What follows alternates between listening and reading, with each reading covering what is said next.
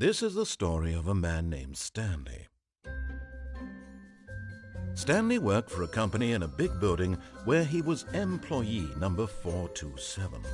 Employee number 427's job was simple.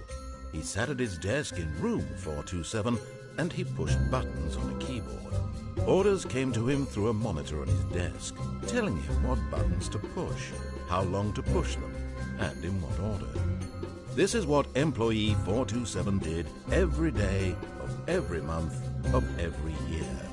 And although others might have considered it soul-rending, Stanley relished every moment that the orders came in, as though he had been made exactly for this job. And Stanley was happy. And then one day, something very peculiar happened. Something that would forever change Stanley. Something he would never quite forget. He had been at his desk for nearly an hour when he realized that not one single order had arrived on the monitor for him to follow. No one had showed up to give him instructions, call a meeting, or even say hi. Never in all his years at the company had this happened, this complete isolation. Something was very clearly wrong. Shocked, frozen solid, Stanley found himself unable to move for the longest time. But as he came to his wits and regained his senses, he got up from his desk and stepped out of his office.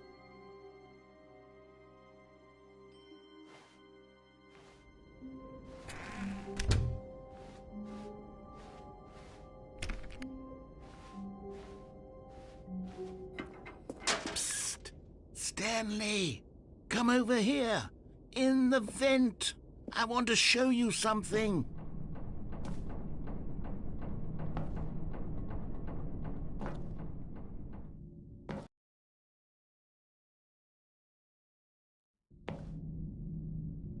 Okay, you remember how cheap and unsatisfying the new Ultra Deluxe content turned out to be? Well, it got me thinking about the past and how much better the Stanley Parable used to be. So I made something special and tucked it away here where the game's developers won't find it. Just our little secret. Take a look.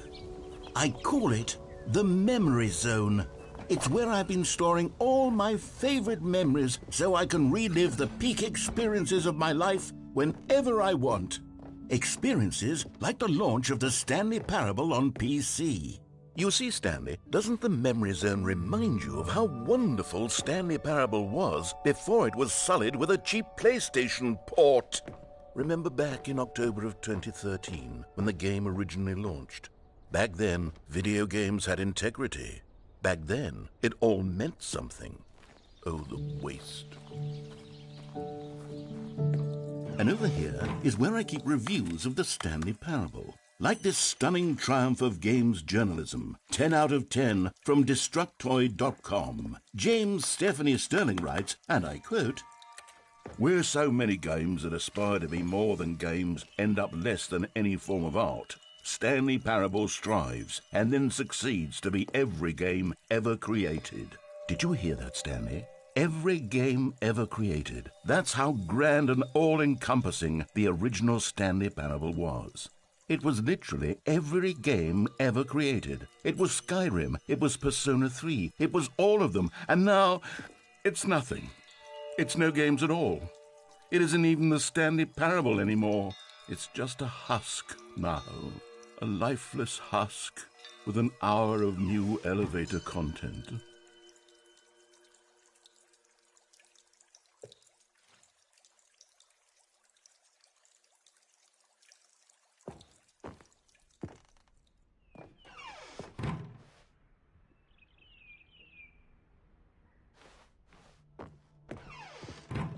Here's another moving passage, this time from GameSpot.com. The Stanley Parable is both a richly stimulating commentary on the nature of choice in games and one that offers some of the most enjoyable, surprising, and rewarding choices I've ever been confronted with in a game. 9 out of 10. Don't you get it, Stanley? The game was perfect. It didn't need anything else. It didn't need new content. All they had to do was transport it in pristine condition along to the PlayStation. Boom, done. And they couldn't even do that. Couldn't resist the urge to go meddling with a beloved franchise.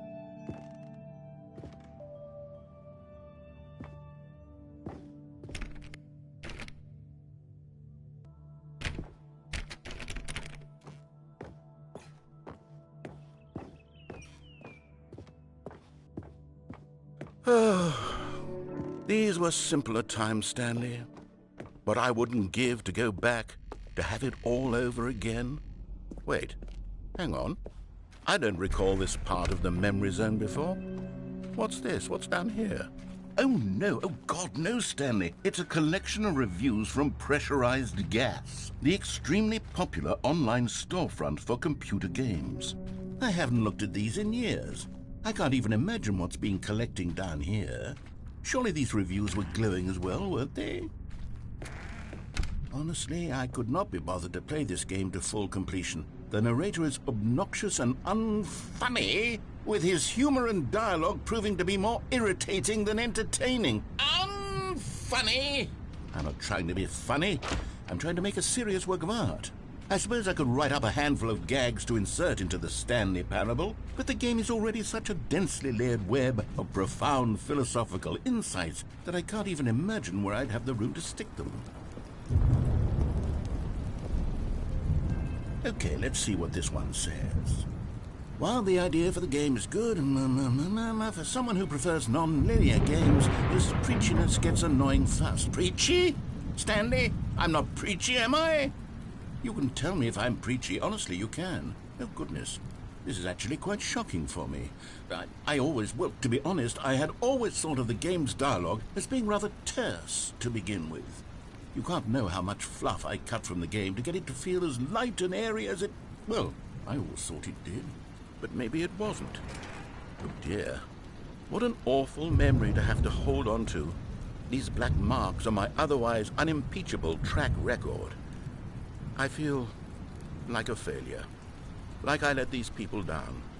Perhaps the Stanley Parable isn't quite as sterling as I always remembered.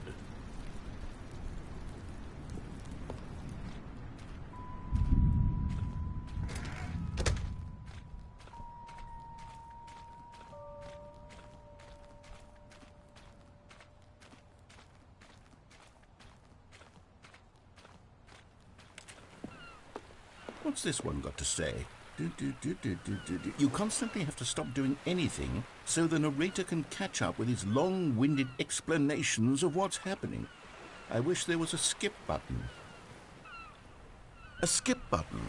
Well, yes. Yes, I think we can do that. If I'm truly too preachy, then maybe letting you skip ahead for just a moment, surely it couldn't hurt.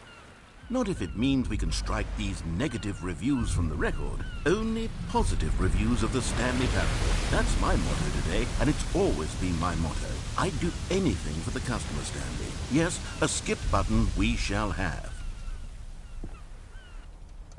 And here it is. Go ahead and give it a shot. I'll pop you forward in time so that the second my incessant droning starts to bore you, with just the push of a button, you'll have zipped right past it. It's what the players have been asking for, and I'm very proud to have delivered. No more listening to me rambling on and on and on. No. The Stanley Parable is a game for the people, and if the people want silence, then by goodness, that's what they're going to get. Well, don't sit around waiting for me to shut up. Go ahead and make me shut up. Here, we'll pretend that I've just begun an interminable monologue, and it goes something like this.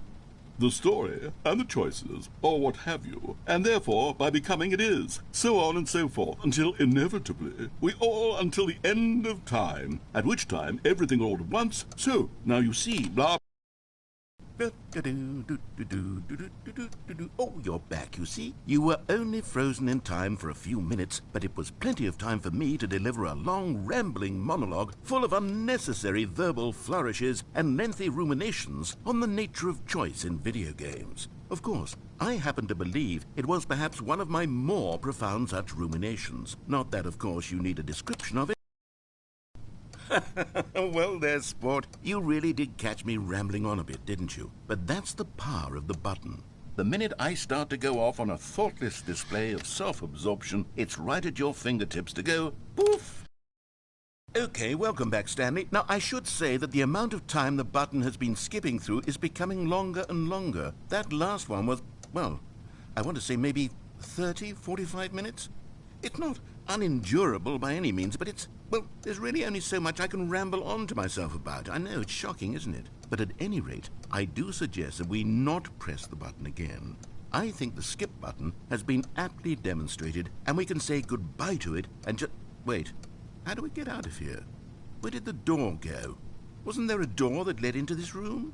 I do feel quite certain that there was one here before. How else would we have gotten into the room in the first place? I don't think one can enter a room without a door of some sort, or a window or something like that. Do you see a window anywhere?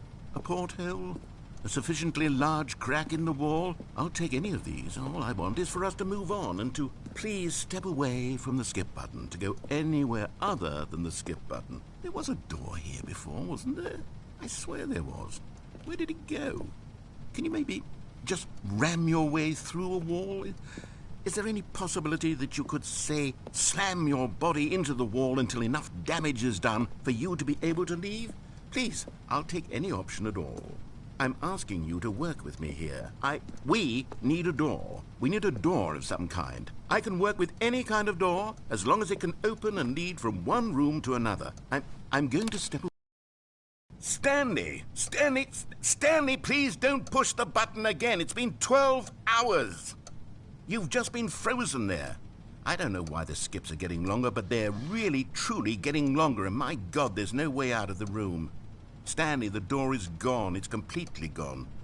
I've looked at it from every angle. I've checked every one of those walls 1,000 times, and there's no door, Stanley. There's no door. There's just you and the button, and if you keep pressing it, I have no idea what will happen. I have no idea how long I'll be made to sit here, and more than anything else, I don't know how to stop you from pressing the button again.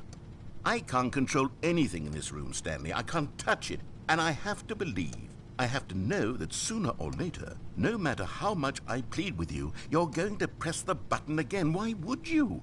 I've been thinking and thinking, and I don't know what I can do to convince you otherwise. Oh, my God. And it's all because of those reviews that I couldn't get out of my head. I just couldn't ignore the negative feedback. Why was it so important for me to fix the problem? Why did Cookie Nine's opinion matter so much to me? I've never even met Cookie Nine. I have no idea who they are. What would it ever really matter? But here I am. I'm fixating on every tiny negative thing that anyone ever says about me. The merest mention of one of my imperfections, and I become as impetulant as a child, wild and impulsive. I can't help myself. I can't stop myself from lashing out with a vengeful fury to alter and to change and to break anything unbroken, if only it pleases this one person who made a single negative comment. What does such an impulse serve? For whose benefit is this? And here I am now, stuck in a room, waiting for you to press this button, and to become frozen in time, knowing that you're going to do it, and that I'm going to be stuck all alone, and that I had the power to prevent it all from happening, if only I'd held my tongue. It's all out of my control now. Just you. Just your decision as to exactly when you're going to make me suffer, to leave me all alone. Surely you will. I don't doubt it. Surely you'll press that button again, leaving me here. And surely you'll put your own desire to see what's next ahead of my need for company, for companionship. Oh, Stanley, you're back. You're back. Oh, my goodness. I have someone to talk to again.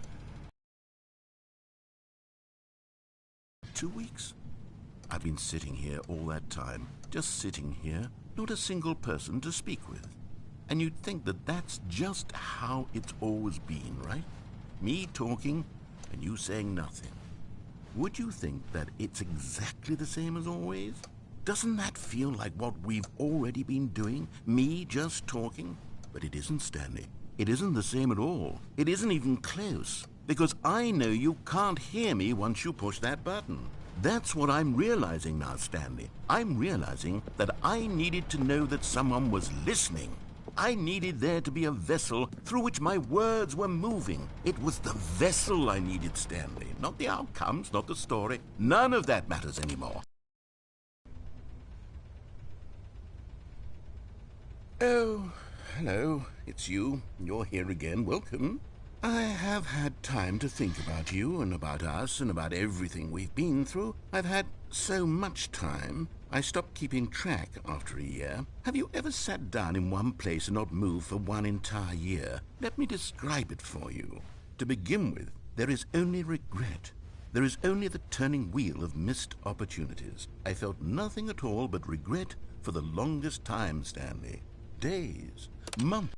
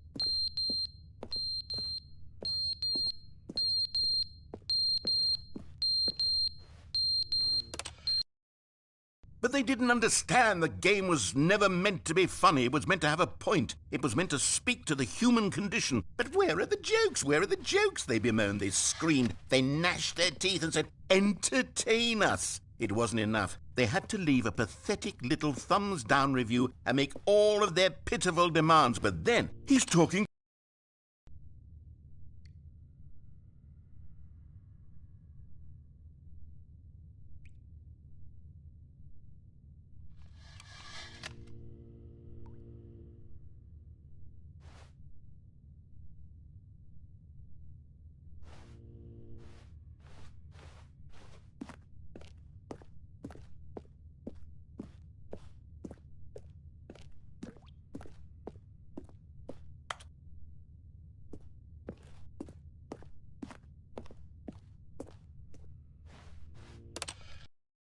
The end is never the end, is never the end, is never the end, is never the end, is never the end, is never the end, is never the end, is never the end, is never the end, is never the end, is never the end, is.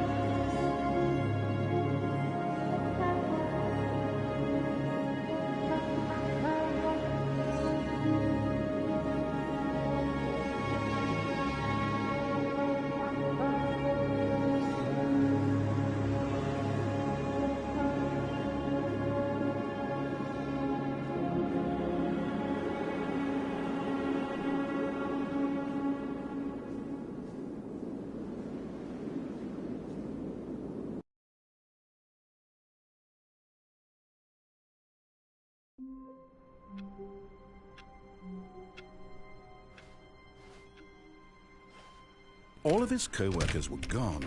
What? Oh, please. Are you really just doing this for the trophy? Click a door 5 times? Is that all you think a trophy is worth? No. I can't just give these merits away for such little effort. A measly 5 clicks? Now, suppose you were to click the door 20 times. I would say that's the kind of effort that warrants recognition.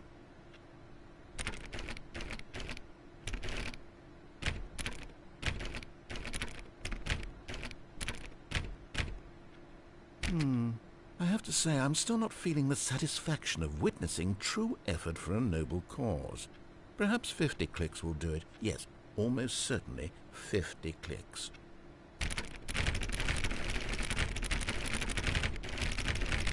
No.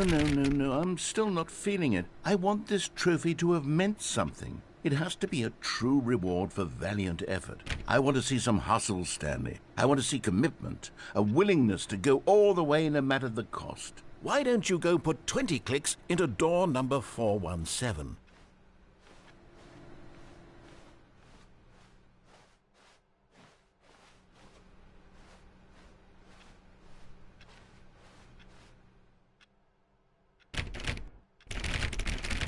Oh, great. Now, go click a few times on door 437.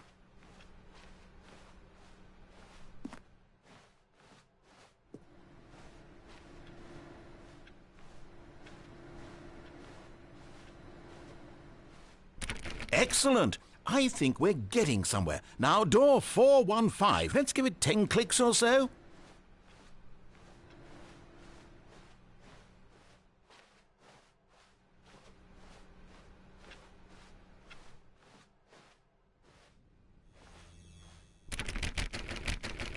Now, back to door number 437.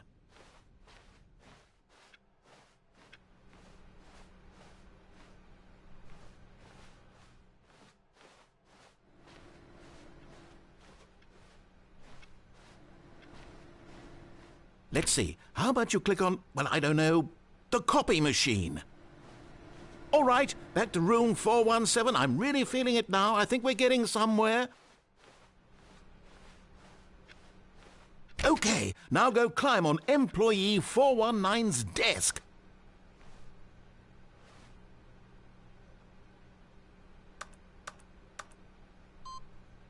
Yes! This is great! You're putting it all on the line, Stanley. I like that. All right, let's keep it up. Go give me a few clicks on door 416.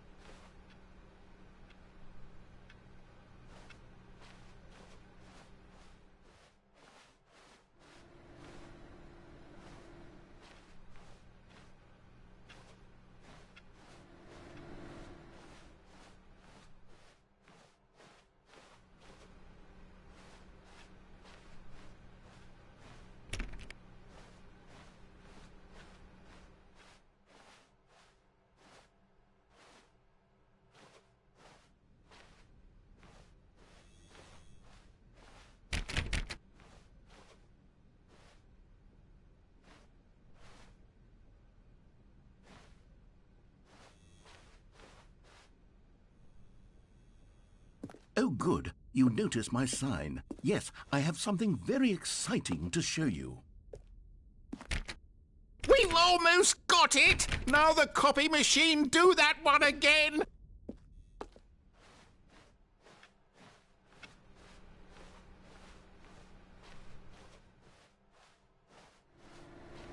Finish it off, Stanley! 5 clicks on door 430! Yes! We did it! Oh, wow. That felt amazing. Oh, you really earned it, Stanley. Nothing could hold you back. Yes, I'm very proud of how far we've come today.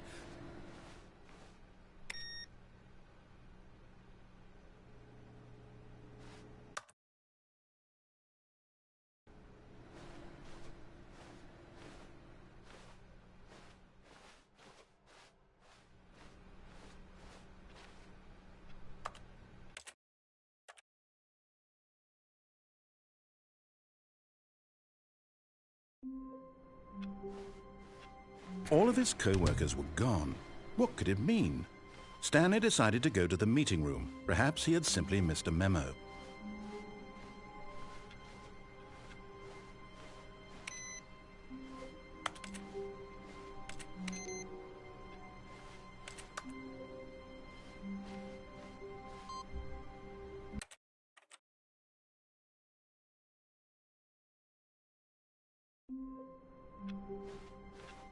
All of his co-workers were gone. What could it mean? Stanley decided to go to the meeting room. Perhaps he had simply missed a memo. No matter how hard Stanley looked, he couldn't find a trace of his co-workers.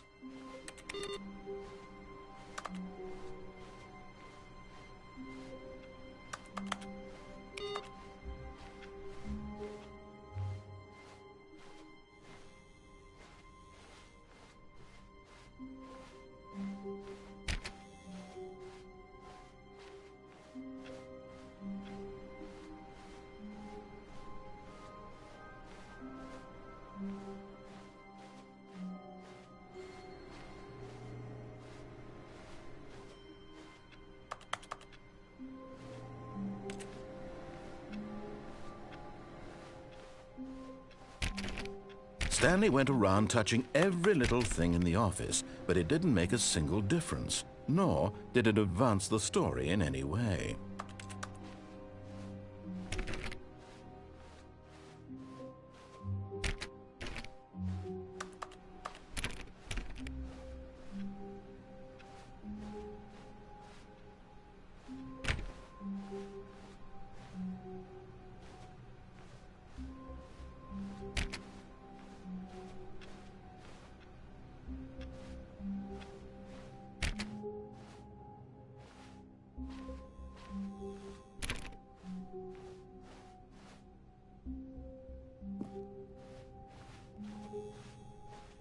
Oh, good. You notice my sign. Yes, I have something very exciting to show you.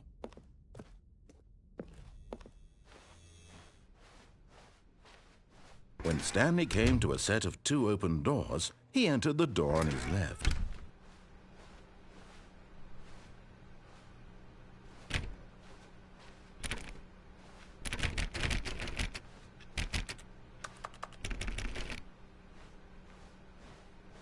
Yet there was not a single person here either.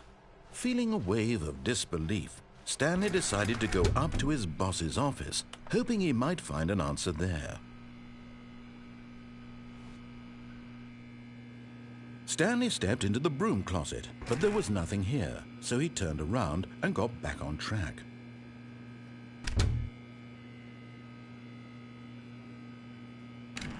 There was nothing here, no choice to make, no path to follow, just an empty broom closet. No reason to still be here.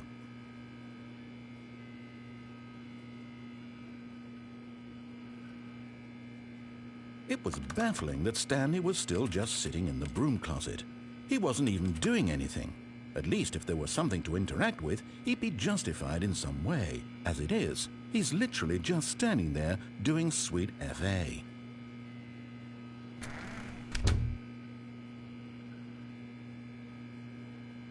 Are you really still in the broom closet? Standing around doing nothing? Why? Please offer me some explanation here. I'm genuinely confused.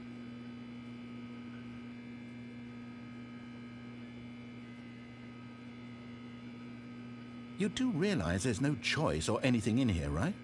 If I'd said Stanley walked past the broom closet, at least you would have had a reason for exploring it to find out. But it didn't even occur to me because literally this closet is of absolutely no significance to the story whatsoever. I never would have thought to mention it.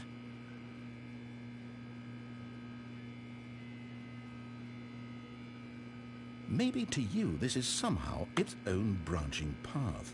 Maybe when you go talk about this with your friends, you'll say, "Oh, did you get the broom closet ending? The broom closet ending was my favourite." I hope your friends find this concerning.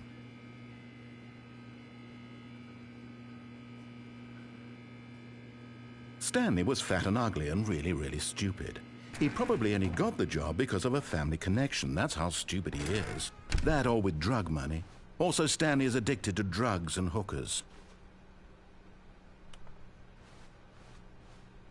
Coming to a staircase, Stanley walked upstairs to his boss's office.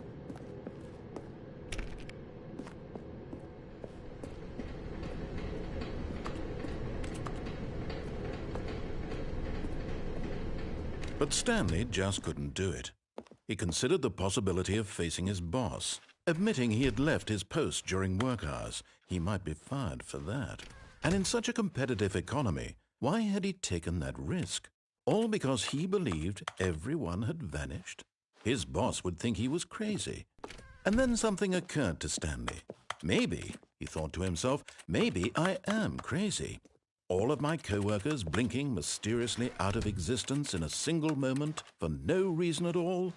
None of it made any logical sense.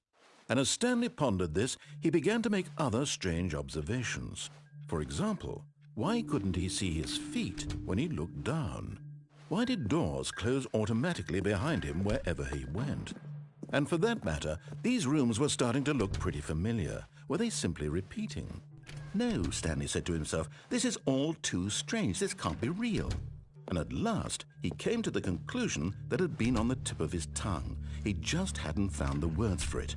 "I'm dreaming!" he yelled. "This is all a dream."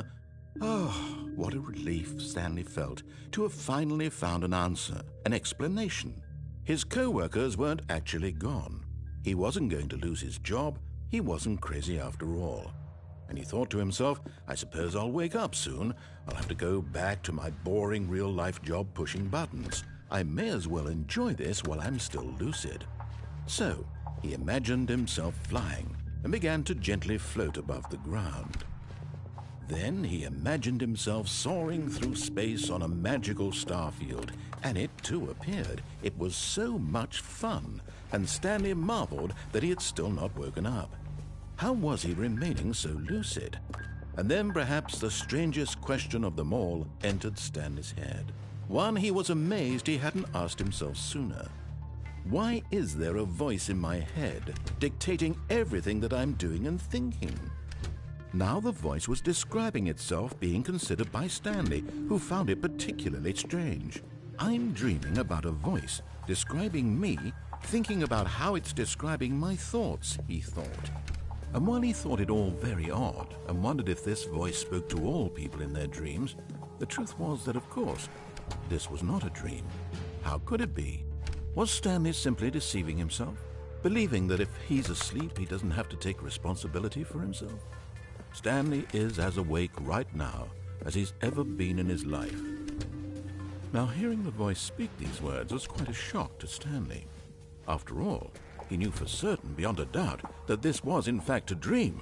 Did the voice not see him float and make the magical stars just a moment ago? How else would the voice explain all that? This voice was a part of himself too. Surely, if he could just... He would prove it. He would prove that he was in control, that this was a dream. So he closed his eyes gently, and he invited himself to wake up. He felt the cool weight of the blanket on his skin, the press of the mattress on his back, the fresh air of a world outside this one. Let me wake up, he thought to himself. I'm through with this dream. I wish it to be over. Let me go back to my job. Let me continue pushing the buttons. Please, it's all I want. I want my apartment and my wife and my job, All I want is my life exactly the way it's always been. My life is normal. I am normal. Everything will be fine. I am okay.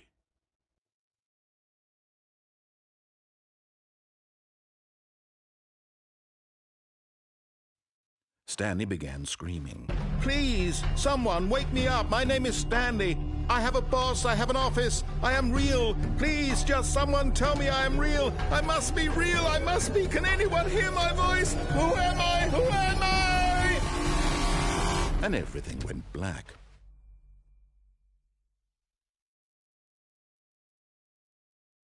This is the story of a woman named Mariella. Mariella woke up on a day like any other.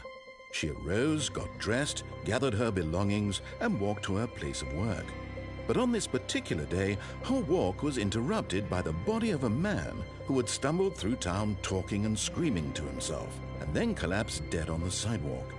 And although she would soon turn to go call for an ambulance, for just a few brief moments she considered the strange man. He was obviously crazy, this much she knew. Everyone knows what crazy people look like. And in that moment, she thought to herself how lucky she was to be normal. I am sane. I am in control of my mind. I know what is real and what isn't. It was comforting to think this, and in a certain way, seeing this man made her feel better. But then she remembered the meeting she had scheduled for that day, the very important people whose impressions of her would affect her career, and by extension, the rest of her life. She had no time for this, so it was only a moment that she stood there, staring down at the body. And then she turned and ran.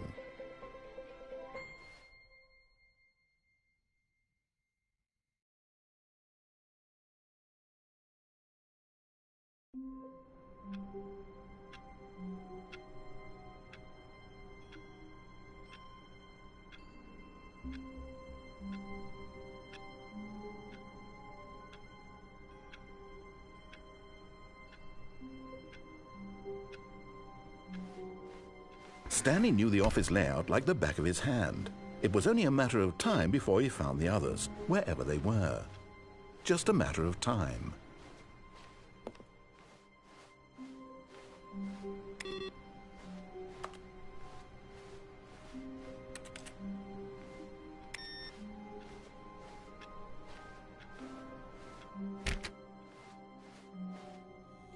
Oh, good. You notice my sign. Yes, I have something very exciting to show you.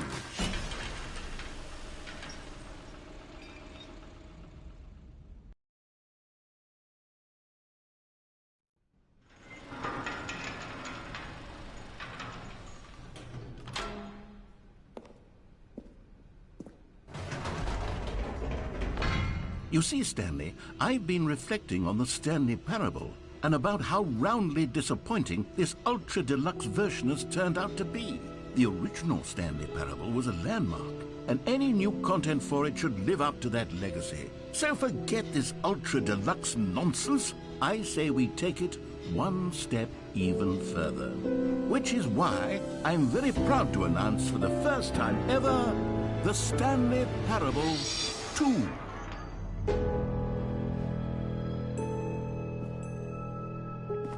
Yes, you see, isn't this far superior to a measly port with a few minor additions? Think of all the new territory we'll cover with a fully fledged sequel. An entirely new experience, built from the ground up. Why, there are so many possibilities. It could go in so many different directions. This is what fans have truly been asking for.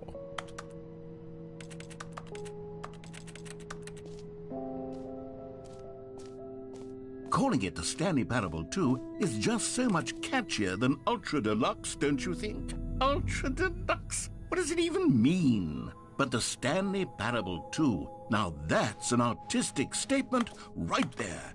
It's future-oriented. It screams progress and innovation and long-term franchising potential.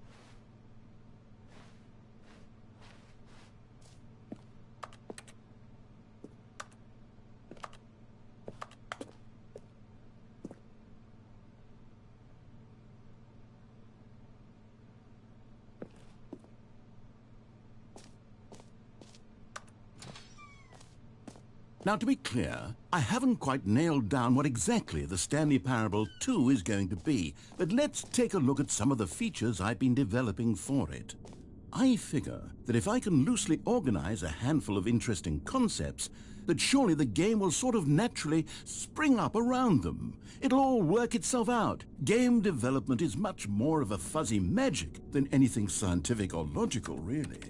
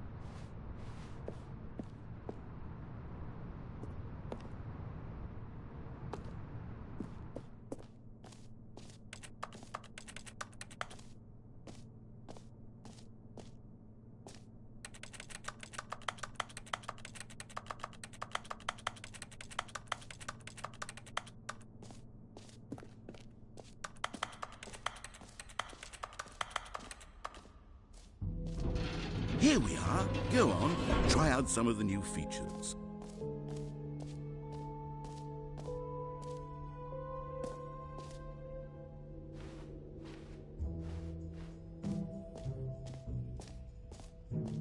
For the Stanley Parable 2, I asked myself, what do players really want? And of course, the first and most obvious answer is that they want to be individually recognized and validated as people. So with that in mind, my first addition to the game is this button which speaks the name of the person playing the game. Isn't that wonderful? Sorry, I should have clarified. Right now, the button only says the name Jim. But of course, in the final game, this button will say your name, whatever name that is. Here, let's have you role-play as Jim to really simulate the full experience of this feature.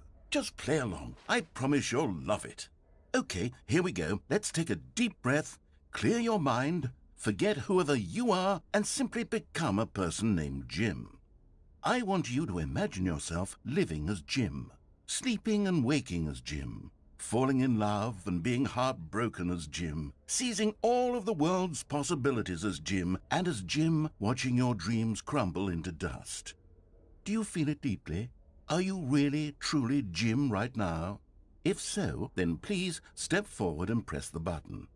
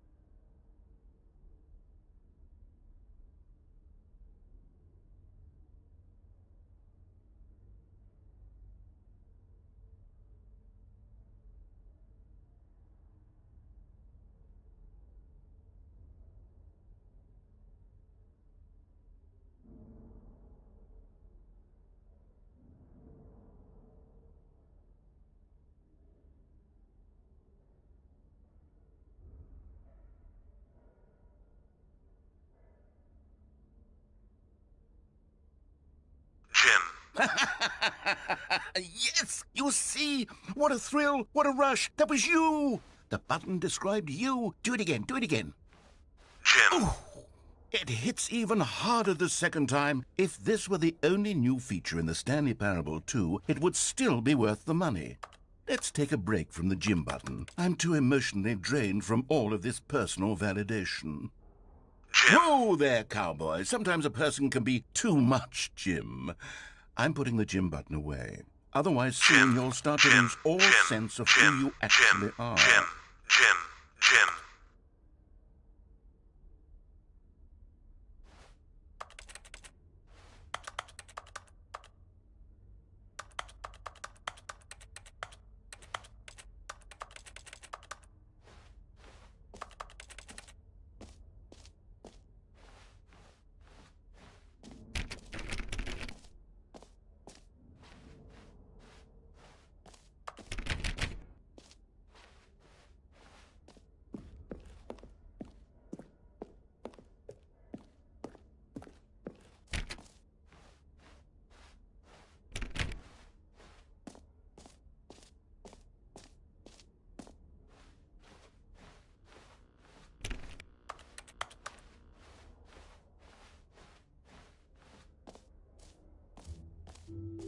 I suppose I could allow only people named Jim to play the Stanley Parable 2. That would actually save me the work of finishing.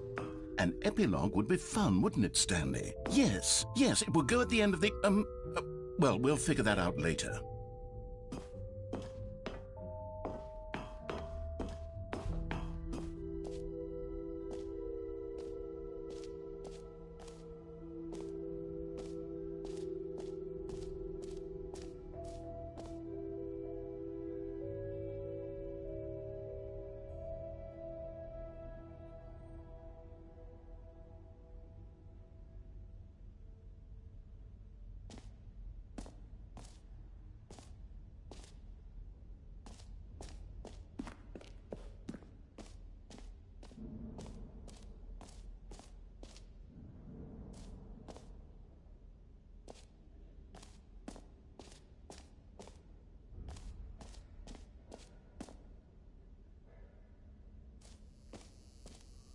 Now, here's something special. You remember that broken test trophy that got left in the game on accident? Well, I'm developing a technology to simply give you the trophy. Yes. You see, you'll come to this lever, and when you pull it, the trophy... Okay, perhaps I should have clarified. This is technology that will exist. Right now, the trophy is still fully broken. I'm not a wizard, Stanley, but I guarantee it will be fixed in the sequel to at last satisfy the hordes of ravenous fans all over the world who have been uproariously demanding this feature. Gamers, we hear you, and I promise it will happen.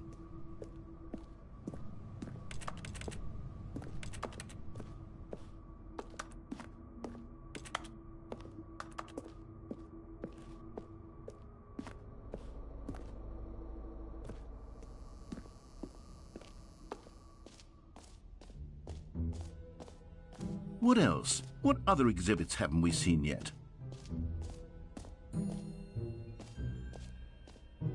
You know what? Let's bring the jump circle back for Stanley Parable 2 as well. It's a... Oh, wait. You already spent all your jumps the first time we saw the jump circle? Oh, well. I suppose it can just be a nice decorative piece, then.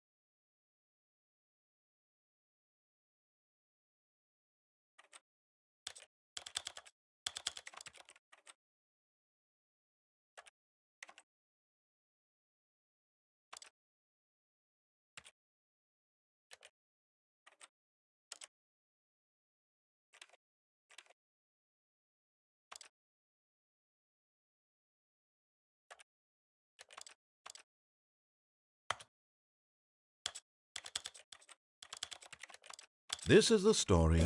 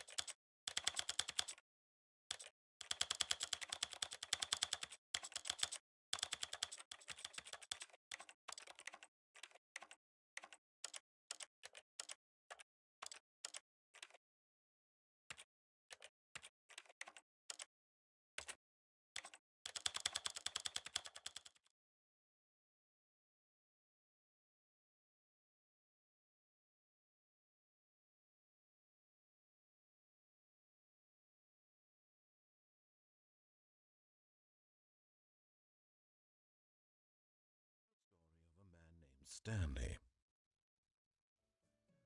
This is the story of a man named Stanley.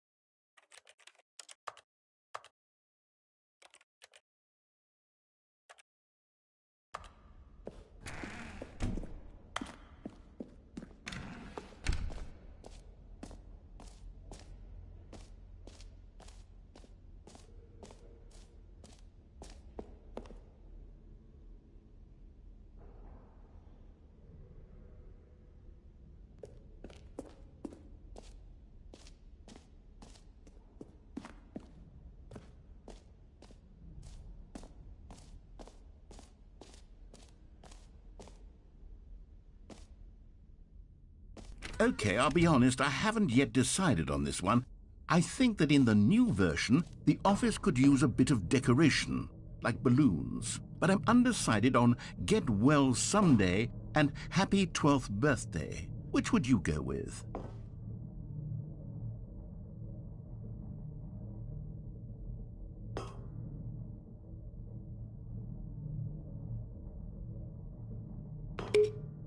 You know, sometimes when you solicit another person's opinion, it makes you realize that you knew which one you actually really wanted all along. Happy 12th birthday, step-niece, it is.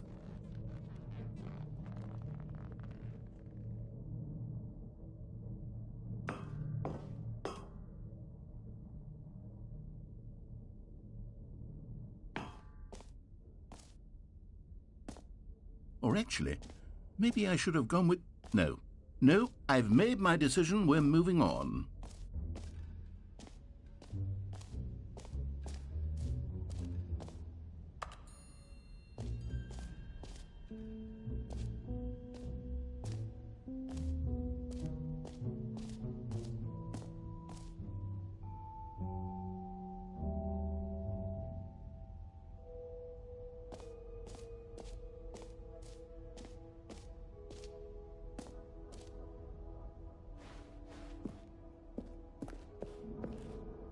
A common complaint of the Stanley Parable was that it was confusing and paradoxical, that it engendered a chaotic sense of reckless despair in those who played it. Well, I'm happy to say that after much consideration, I've engineered a clever solution to this fundamental problem with the game. It's the Stanley Parable Reassurance Bucket. You see, Stanley, anytime you're holding the bucket, a sense of calm and ease will fill your mind and your heart. It's true. As long as you hold on to the bucket, the many disorienting contradictions of the Stanley Parable will feel perfectly normal and perhaps even comforting. You may even come to long for the gentle embrace of jarring cognitive dissonance while the bucket is in your arms. And to be honest, it's a much more convenient solution for me than actually redesigning the game to be less uncomfortable. Can you imagine what a pain in the ass that would be? Yes, the bucket is the perfect solution. Come on, give it a try.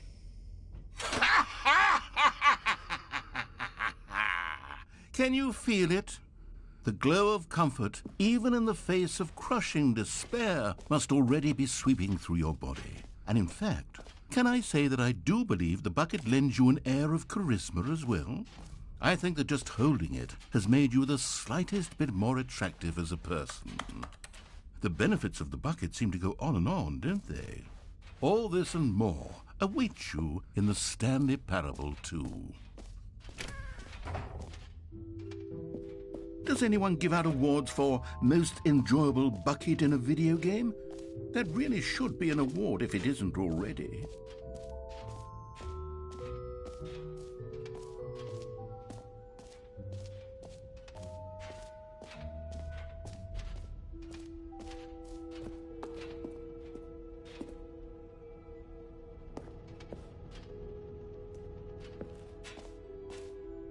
Ah, collectibles. Now it's a real video game. In the Stanley Parable 2, you'll run around gathering up these miniature Stanley figurines. And what's truly innovative is that there will be no reward for collecting all of them. I don't want to stifle the intrinsic joy of watching a number go up. You simply collect all of them, and then you move the hell on with your unremarkable life.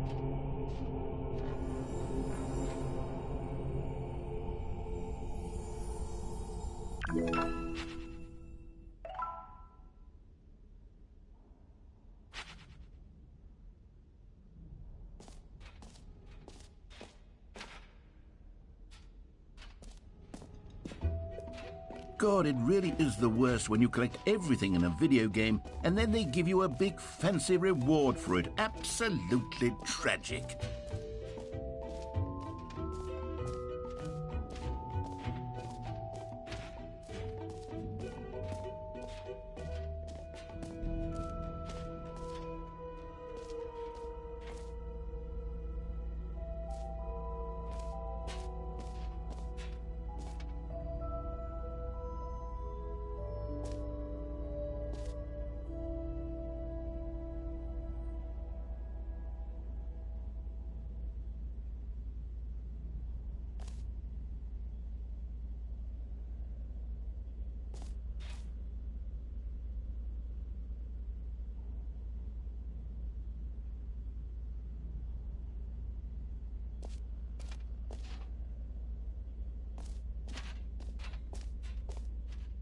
Stanley, here's an idea that I'm truly fond of. It's never been done before in a video game.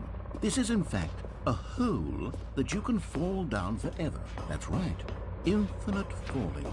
You can fall until the end of time, if you like. A stunning leap forward for video games as a medium.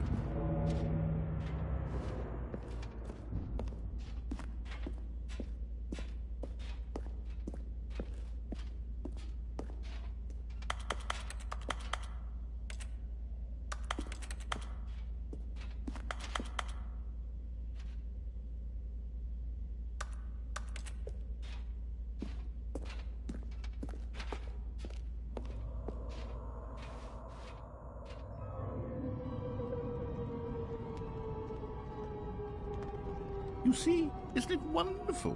One of my more ingenious concoctions, if I do say so. Now then, since you've gotten to see the infinite hole, you can press the teleport button to pop back up to the top, and we can continue onward.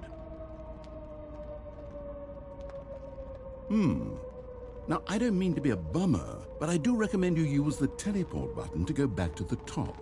Maybe do it on the sooner rather than later spectrum of things.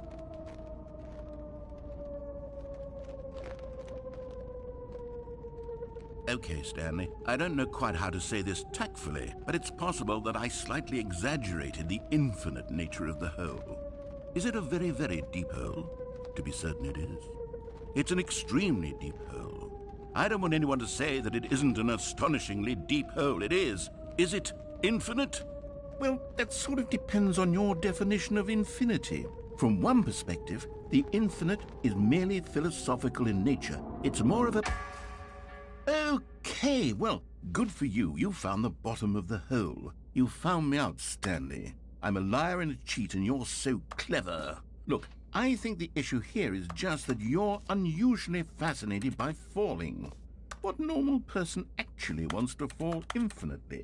I figured the hole was as deep as anyone would actually need. Don't you put this on me. Maybe you're the problem. Look, things got a little heated there. I think we both said some things we didn't mean. Why don't we just put all this behind us and agree to just call the hole mostly infinite? If that works for you, then go ahead and press the teleport button to warp up to the top of the hole and we can move on. I'll just be up here when you're ready.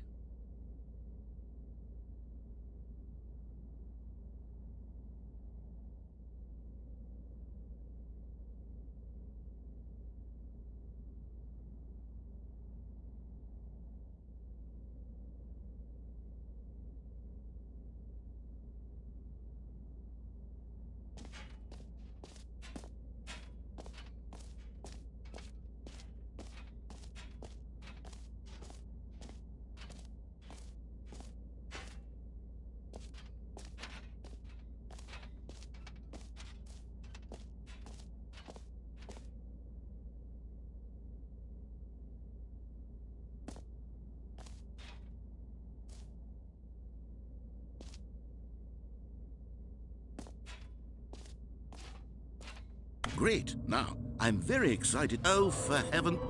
You see, I was right. The problem is you. The problem is that you like holes too much. Not normal. A normal person would have said, yep, that's an infinite hole right there. Goes on forever till the end of time. Don't need to see it all, but not you. Oh, no, no, no, no. You have a weird sort of... Oh. Did the hole seem even shorter to you this time? I couldn't help but feel like you spent a little less time in there than you did before. I mean, admittedly, I didn't make an infinite hole, but I didn't think it was that not infinite. Well, I suppose once again there's nothing to do here. If you decide you've had enough of the hole, you can hit the teleport button and come join me up above. Had enough? I'm positively thrilled. I really do. Gosh, how could I have guessed? You're back in the hole. If this starts to become a thing where... Wow. Okay. Yes. I'm starting to become extremely certain that the hole is not only not infinite, but that it's growing steadily less and less infinite. I suspect that I'm starting to hit the point where it's no longer feasible to call the hole infinitely deep, even by the lax overall standards for accountability and marketing. What What's going on here? Stanley, I have no explanation for the uncertain nature of the hole's length. Here, let's try something. Let's pop back up to the top, and we'll see if it gets any shorter. Well, there it is. The shape. How is this still appealing to you? I know you're obsessed with holes, but at this depth, I just can't see this scratching the itch. Oh, who am I to judge? You just do whatever it is you're here to do and hit the teleport button when you're ready to move on.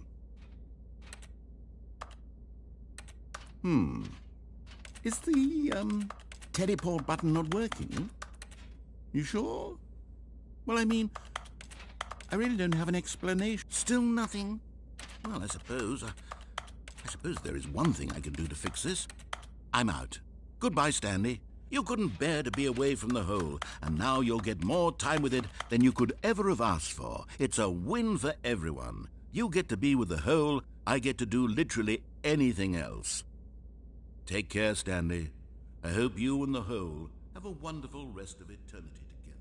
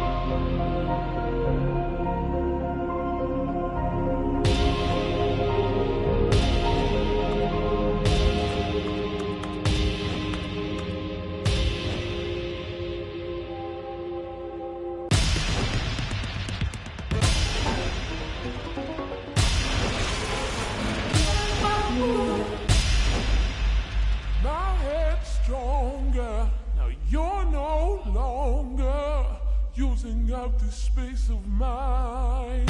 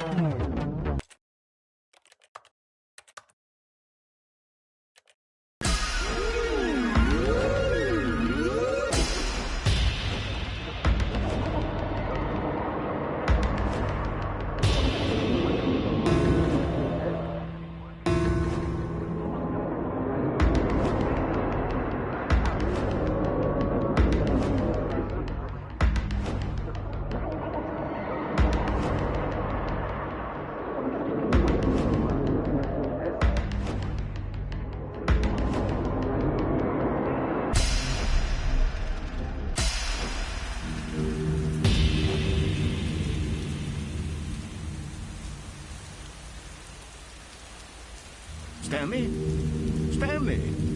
Stanley! Oh, good, you're awake. It seems you had sort of dozed off there, drifting away into dreamland. But we can't have that, Stanley, because this hole is just so darn fascinating that I want you to be wide awake for every second of it. You don't want to miss a single moment. So how about if I just pop in from time to time and wake you up to keep you really, truly focused on the hole? From the looks of things, you and I will have many, many years here in this hole, and I'm looking forward to all of them. Stay alert, Stanley. I'll be back. Toodle-pip.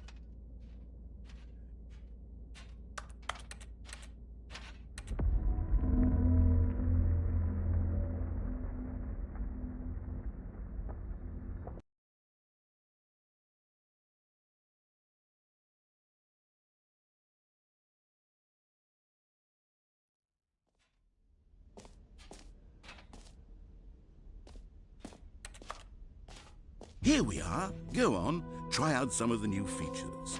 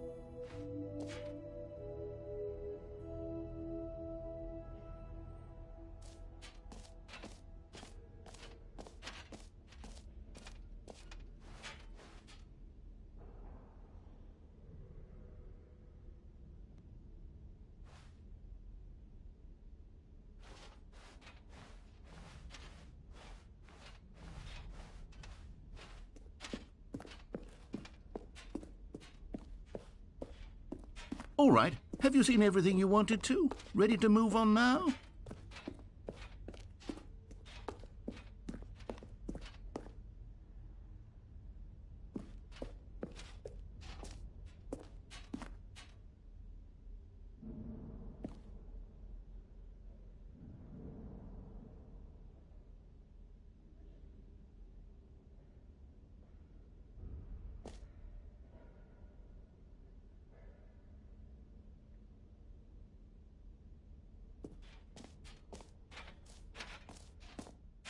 So, Stanley, what do you think?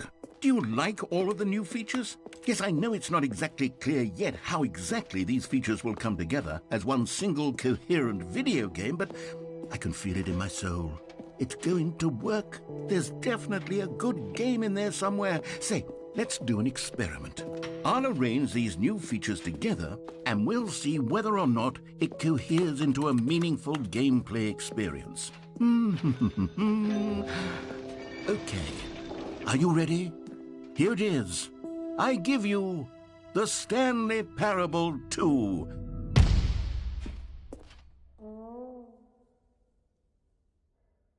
I mean, there's potential here, right? It's sort of... Okay, never mind. Hold on, let me do a different arrangement. Okay, yes, this is much better. I feel good about this. Here we go. Version 2. Who am I kidding, Stanley? This isn't a coherent video game at all. It's a lot of gags. And I do very much enjoy creating gags, but they don't add up to anything. I wanted more than anything to create a sequel that would capture all the magic of the first game. I wanted fans to love it. No matter how good these gags are, they won't stand on their own. They would need the structure and the gameplay of the original. Wait, maybe that's it. I can take the original Stanley Parable and simply, well, insert a few of my new features into it. Tastefully, of course. With respect. With care for the vision and integrity of the original game. Would it possibly work? I suppose it could. But it would need a really, really tremendous title screen. A title screen that says with bold and uncompromising conviction, "This is the Stanley Parable 2. Let me see if I can whip something up. All right, perfect. Go ahead. Take a look.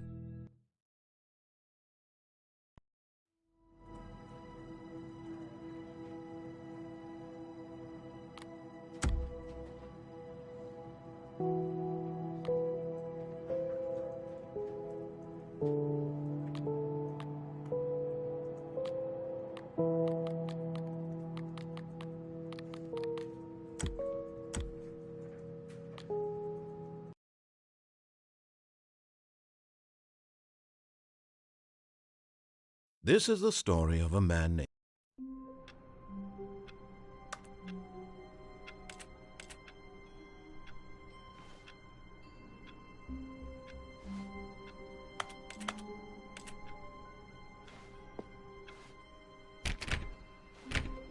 All of his co-workers were gone. Oh, please. Are you really just doing this for the trophy? click a door 5 times? Is that all you think a trophy is worth? No. I can't just give these merits away for such little effort. A measly 5 clicks? Now, suppose you were to click the door 20 times. I would say that's the kind of effort that warrants recognition.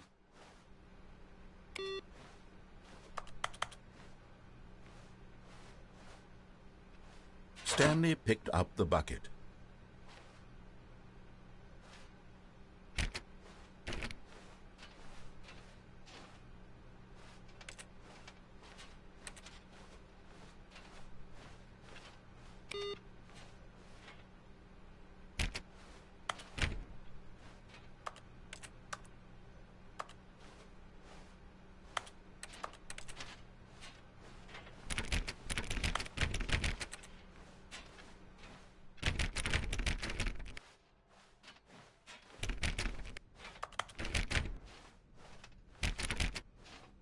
Stanley clutched the bucket tightly to his chest. This was not the correct way to the meeting room, but Stanley had felt the bucket calling to him, telling him that the employee lounge was simply the place to be.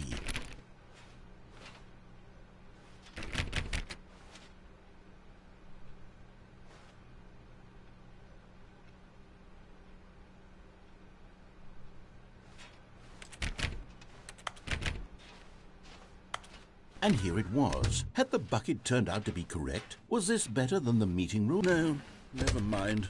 The bucket was wrong. Stanley took the door on his left to go back to the meeting room.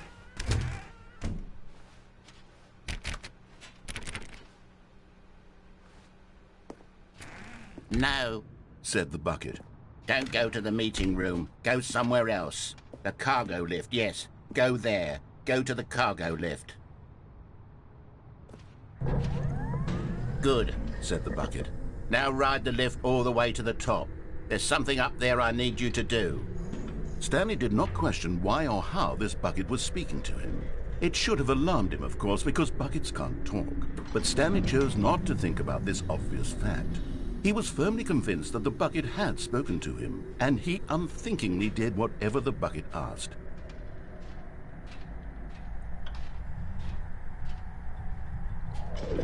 In here. Said the bucket. Go into this dark room over here. Stanley once again obeyed blindly.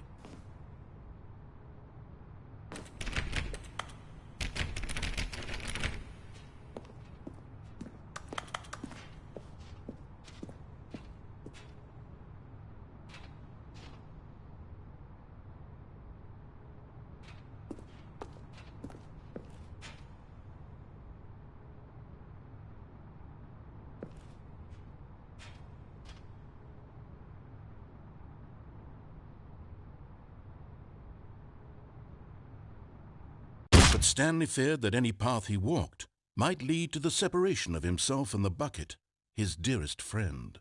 So he threw himself to his death, that they might die in one another's arms. How deeply touching.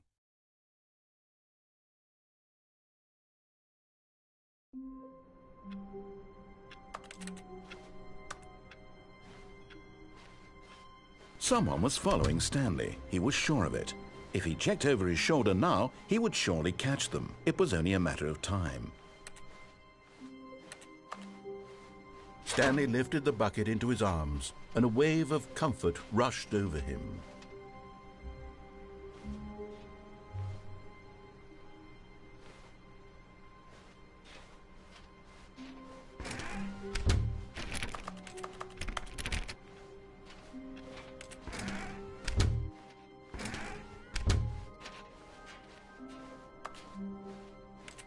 Stanley clutched the bucket tightly to his chest and entered the door on his left.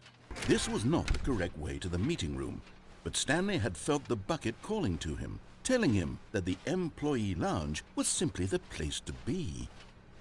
And here it was. Had the bucket turned out to be correct? Was it? No, never mind. The bucket was wrong. Stanley took the door on his left to go back to the meeting room. And so the two of them detoured through the maintenance section and walked straight ahead to the opposite door.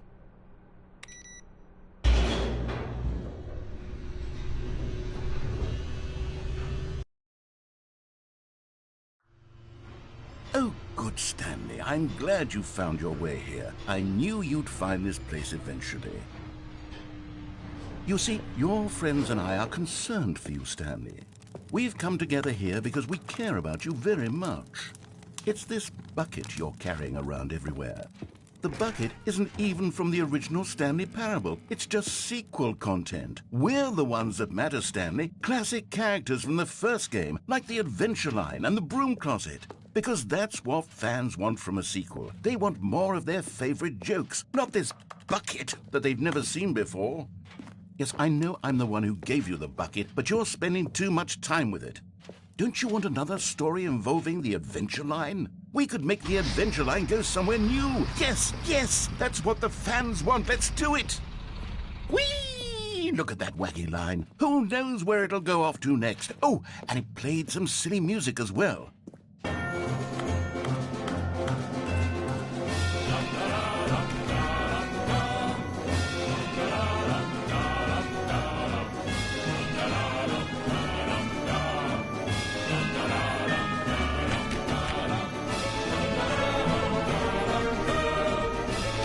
Now this is what the Stanley Parable is all about. Don't you remember all those great jokes from the original dialogue? Also, Stanley is addicted to drugs and hookers. It's as classic now as it was back then. Let's do it for the fans, Stanley. Let's give them more content exactly like this. But if we want to do that, you're going to have to give something up.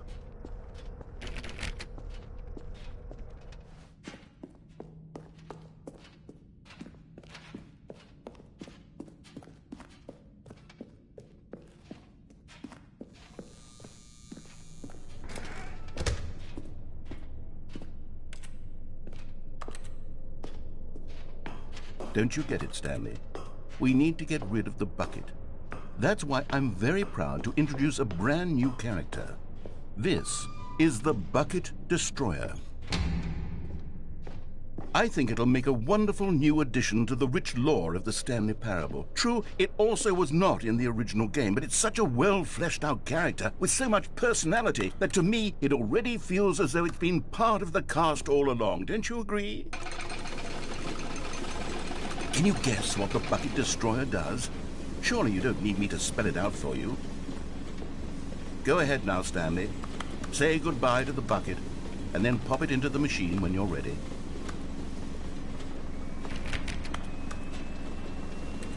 Now listen to me. It's crucial that you give it the bucket. I don't know what the Bucket Destroyer will do if it can't destroy your bucket. Destroying buckets is all it knows. That is its singular personality trait. Sure, I can hear you saying, how does a character with only one personality trait deserve to join the pantheon of beloved Stanley Parable characters? Well, you see, if you were to really explore the Bucket Destroyer, you would see that its desire to crush buckets is so densely loaded with complexity and nuance that it's really like 10 personality traits. What other object in this game can you even say that about? The Broom Closet? Certainly not. I wonder what sort of Bucket Destroyer merchandise the fans will be clamoring for after this. Okay, the Bucket Destroyer is getting very upset now. You'll have to hurry and feed it. We can't get back to the classic Stanley Parable characters like the Adventure Line or the Bucket Destroyer until you crush that damn bucket. Quickly now, the fans are waiting. Do it, the fans, Stanley. Give the fans what they want. Hurry and...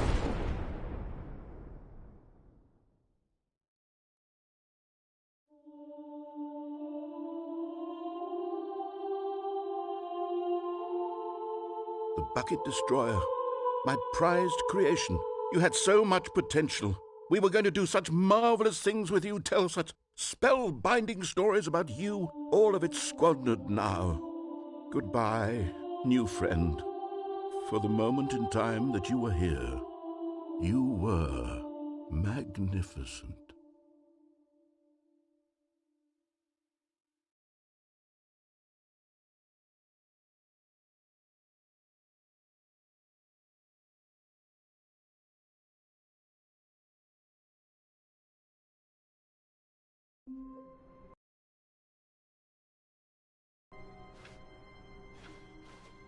All of his co-workers were gone.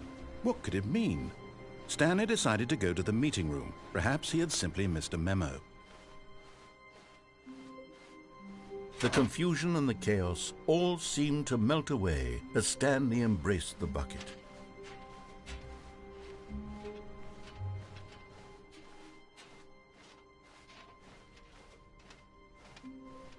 Stanley clutched the bucket tightly to his chest and entered the door on his left.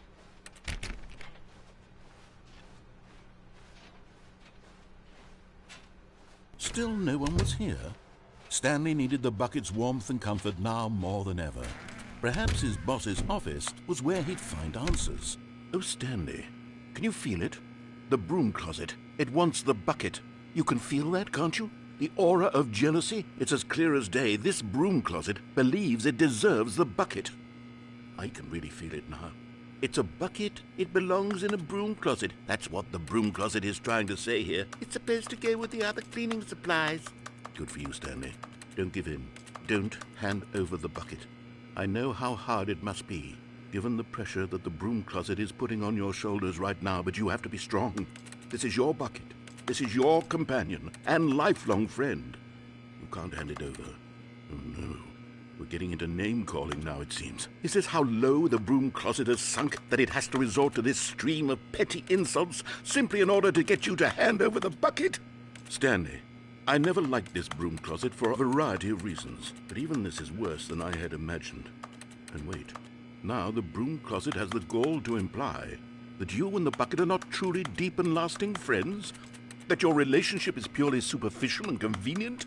That your life is so banal and meaningless that you'd feel the same sort of kinship towards any inanimate object which happened to lay in your path in an even partially enticing manner? Well, I never. Go on, Stanley. Lay into it. Really tell the broom closet off for its demeaning comments. Expand on the wide variety of experiences you and the bucket have shared together. Go through each of them point by point. Share your journal entries detailing the rich emotional landscape of your feelings for the bucket as they have changed and evolved over the years. Let him have it.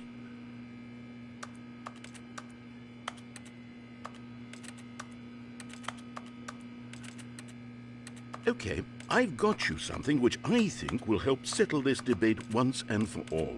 Here we go. There. Now it's settled. No more debate, no more discussion. Take a hike, broom closet, with all your meandering philosophical diatribes about the nature of cleaning supplies and their relationship to broom closets in the natural order of things.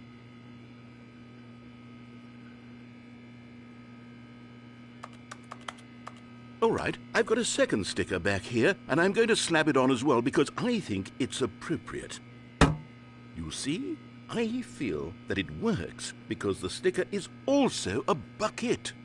That way, if you're ever unsure whether the thing you're holding is a bucket or not, you can look down at this sticker and say to yourself, "Ah, it's a bucket."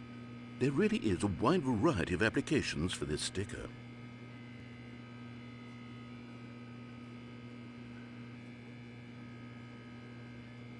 You know what? I could take the name-calling and the dismissal of your kinship with the bucket, but now the broom closet is just giving us the silent treatment, and to be honest, I'm sick of the pettiness on display. You can stay here all you like, but I've had it with this impetulant room of cleaning supplies, easily the most childish such room I've ever been in. I'll see you outside, and we can get on with the story about you and your bucket.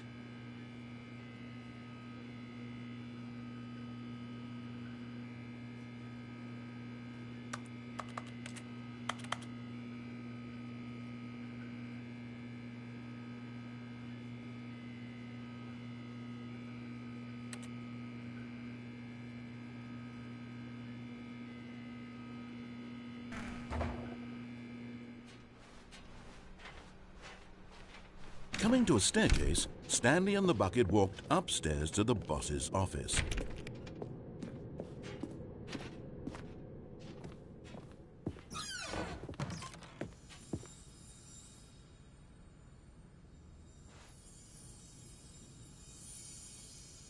You found one of them. One of the miniature Stanley figurines. Remember, no reward for collecting all of these, only the intrinsic pleasure of a job well done. You can't buy that sort of happiness, Stanley. God knows I've tried. So, I implore you to savor each and every moment you come across one of these beautiful figurines.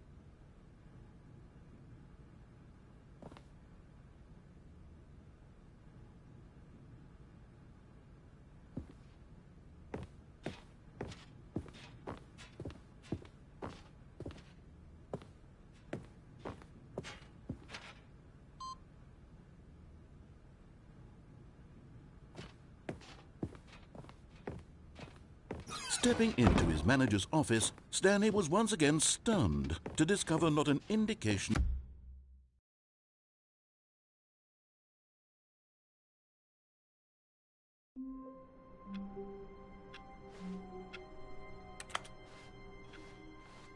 Stanley knew the office layout like the back of his hand. It was only a matter of time before he found the others, wherever they were. Just a matter of time.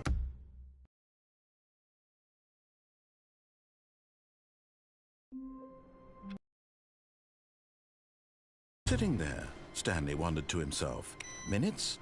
Days? Centuries? Did something crucial happen while my senses were turned? He made a note to be more careful with time from now on.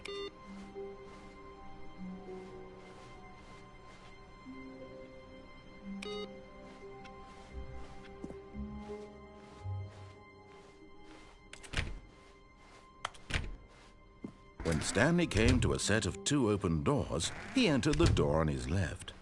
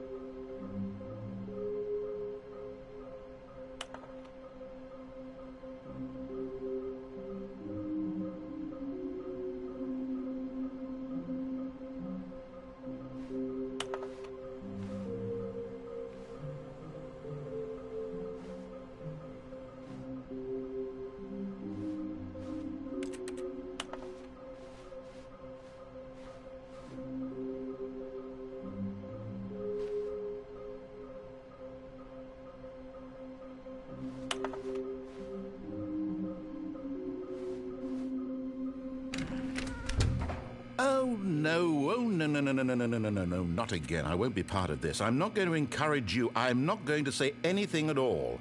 I'm just going to be patient and wait for you to finish whatever it is you enjoy doing so much in this room. Please take your time.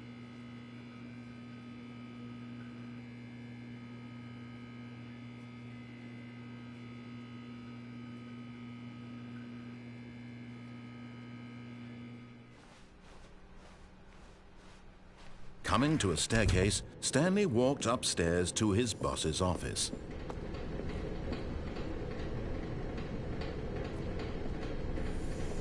Another miniature Stanley figurine. This, you know, there really must be a snappier name for these things. What about mini-stands? Stanley figs? What about Stanlerines? Yes, I think I like that. Another Stanlerine under your belt.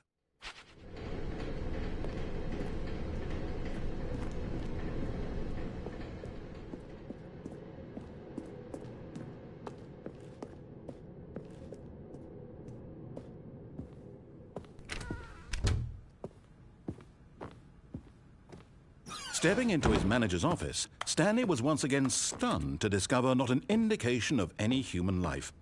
Shocked, unraveled, Stanley wondered in disbelief who orchestrated this, what dark secret was being held from him. What he could not have known was that the keypad behind the boss's desk guarded the terrible truth that his boss had been keeping from him. And so the boss had assigned it an extra secret PIN number, 2845. But of course, Stanley couldn't possibly have known this. Yet incredibly, by simply pushing random buttons on the keypad, Stanley happened to input the correct code by sheer luck. Amazing. He stepped into the newly opened passageway.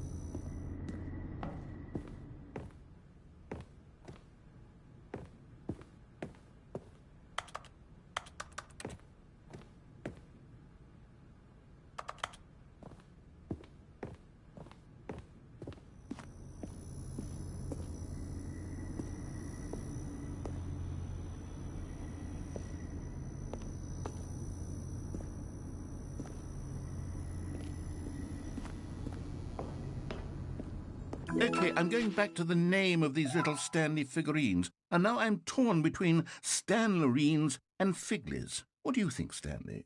What name better encapsulates the intrinsic sense of happiness that you get from seeing a small number in the corner of your screen go up by 1? Let me sit on it. I'm sure it will come to me.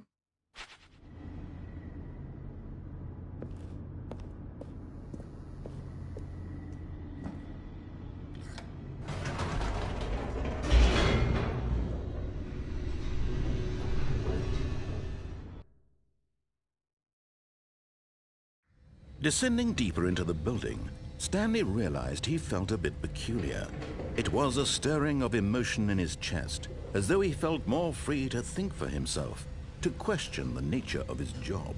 Why did he feel this now, when for years it had never occurred to him? This question would not go unanswered for long. Whoops, nope, never mind. Stanley actually got back into the elevator and went back up. Silly me.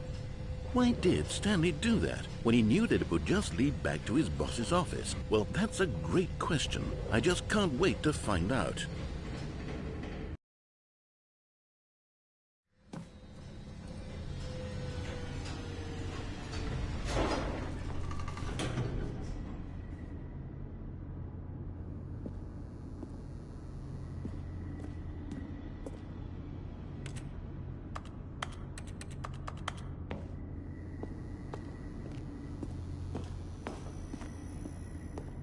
Here we are, Stanley. It's your boss's office. Exactly the way it was before you got onto the elevator. It's still just exactly what it is. What a decision you've made to come up here and look at the office again.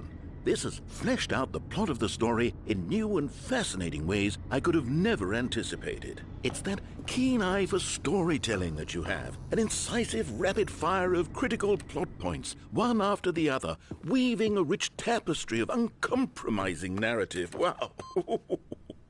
I'm bolted to the edge of my seat.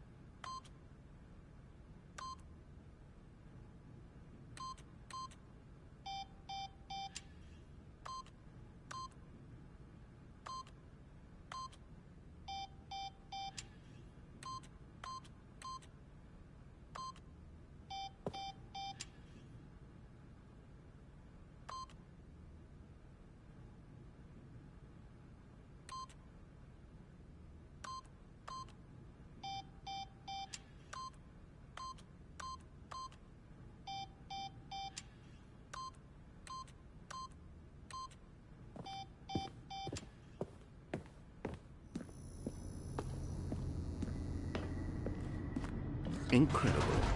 Now he's getting back into the elevator and going down again.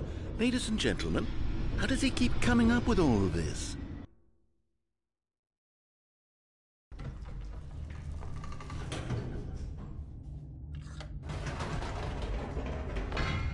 Did you think we were going to go forward down the spooky corridor? No. It's time once again to go back up in the elevator. I can't even begin to grapple with what might be up there. Is it the boss's office again? Or what if it's the boss's office this time? The suspense is killing me.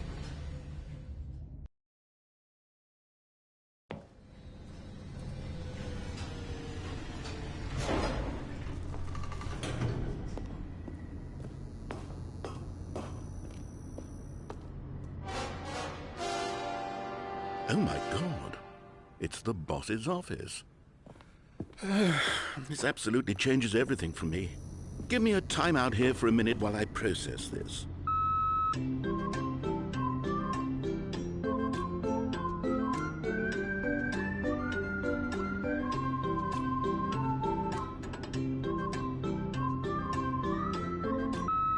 Okay, I'm ready. I'm prepared to embrace this stunning revelation and to move forward with... No, wait. No, I need more time to process.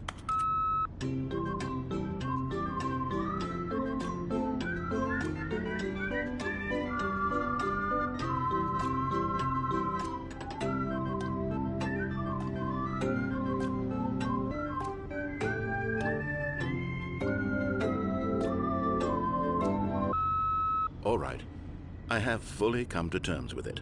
I have made space in my worldview, of course. Going back down in the elevator.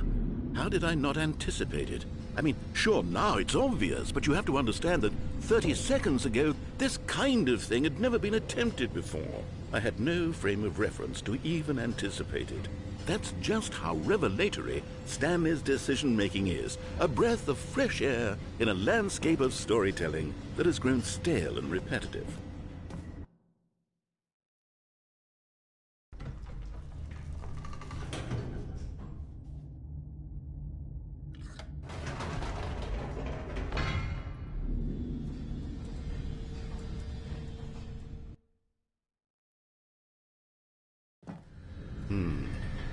You know what? I've just thought of something. Hold on, let's stop for a moment. Don't you realize? It's the anticipation, Stanley. You and I, we have no way of knowing what will be at the top of this elevator. But the suspense, the agony of waiting and anticipating and having to guess, that's the real thrill.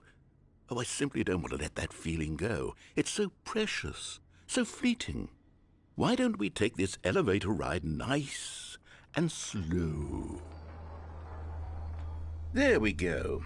Isn't this so much more exciting? You know, Stanley, it seems like nowadays the only thing that audiences want is to be shocked as loudly and frequently as possible. They want big, explosive moments flung right in their faces from the very moment that things get started.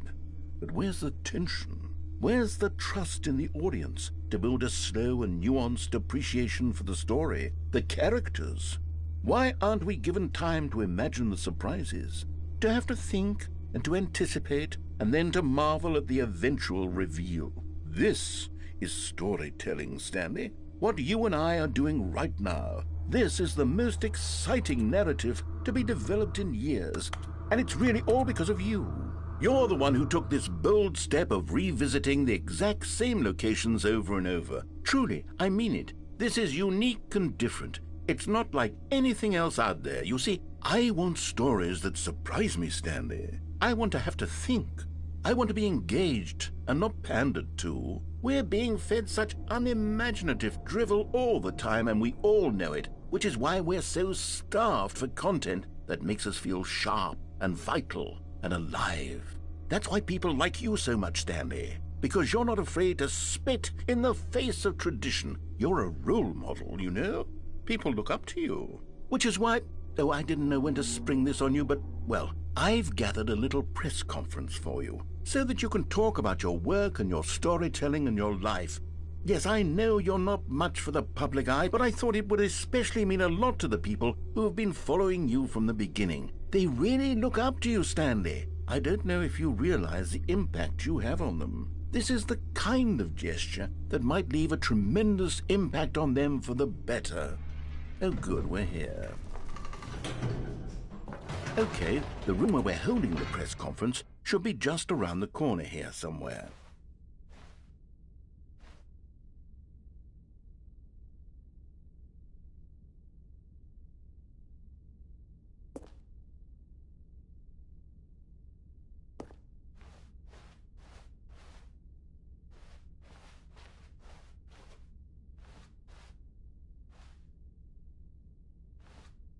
Ah, yes, here it is, just through this door.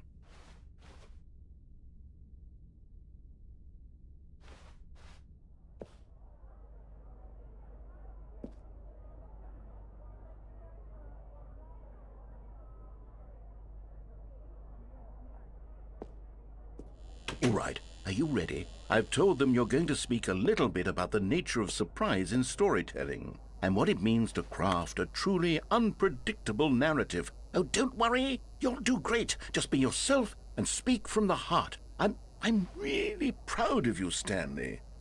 Okay, it looks like they're ready for you. Go get 'em.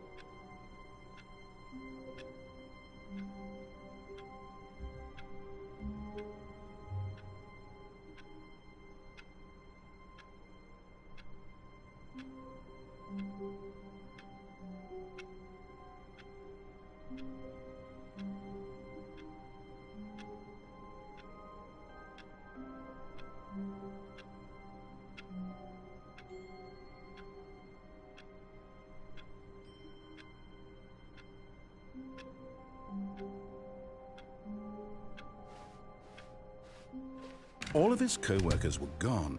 What could it mean? Stanley decided to go to the meeting room. Warmth spread through Stanley's arms. With the bucket in his arms again, he was home. Stanley clutched the bucket tightly to his chest. This was not the correct way to the meeting room, but Stanley had felt the bucket calling to him, telling him that the employee lounge was simply the place to be. And here it was. Had the bucket turned out to be correct? Well, no, never mind. The bucket was wrong. Stanley took the door on his left to go back to the meeting room.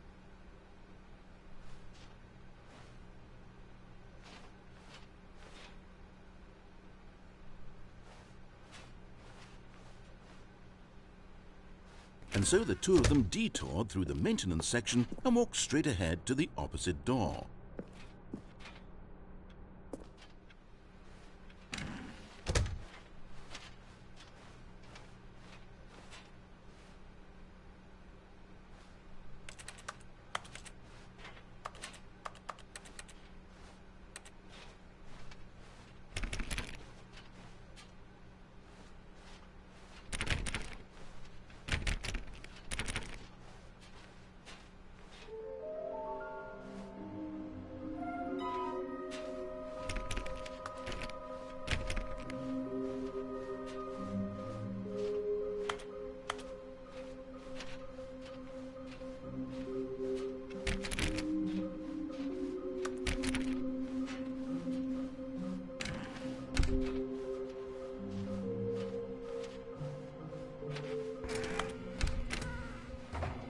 Stanley, we must move on from this broom closet, simply because I have no remaining stickers. If I did, you can guarantee we'd be in here for hours.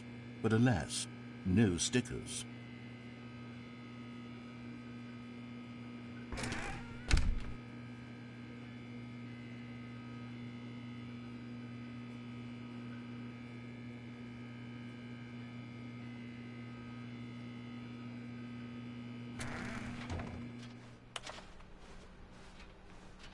Coming to a staircase, Stanley and the bucket walked upstairs to the boss's office.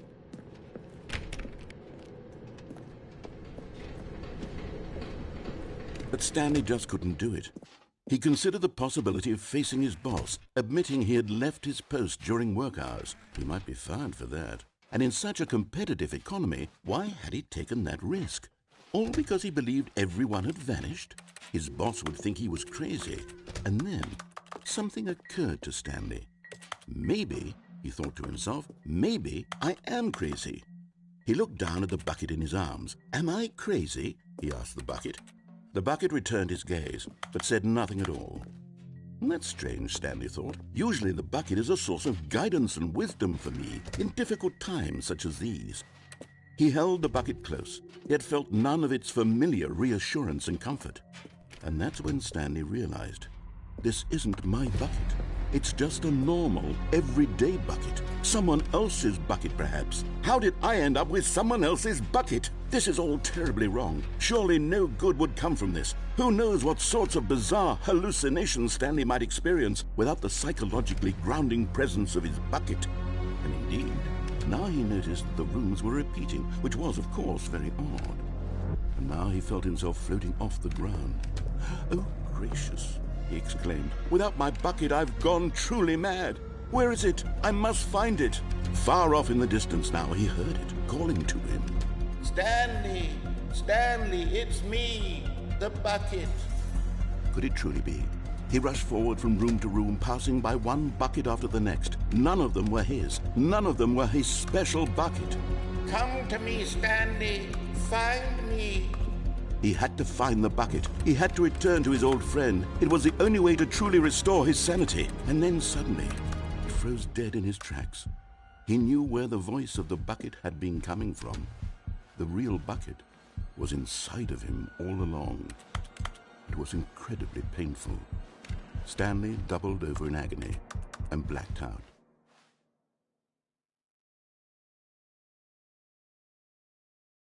This is the story of a woman named Mariella. Mariella woke up on a day like any other. She arose, got dressed, picked up her bucket of comfort and security, and walked to her place of work. But on this particular day, her walk was interrupted by the body of a man who had stumbled through town, talking and screaming to himself, and then collapsed dead on the sidewalk. Right away, she knew what the problem was. This man had no bucket. Of course he'd gone mad, ranting and raving about a narrator describing all of his actions and how everything is predetermined and free will is an illusion and it's all just a video game. It could all have been prevented if only he'd taken his bucket with him. Perhaps he didn't even realize he'd forgotten his bucket at home in the first place. How cruel the world can be, Mariella thought, and she hugged her own bucket even tighter. But of course, she had no time for this. There were a myriad of confusing problems she would soon have to confront at work, for which her bucket would provide absolute guidance and total clarity on everything. Heck yes, she thought to herself, my life kicks ass. And she backflipped all the way to work.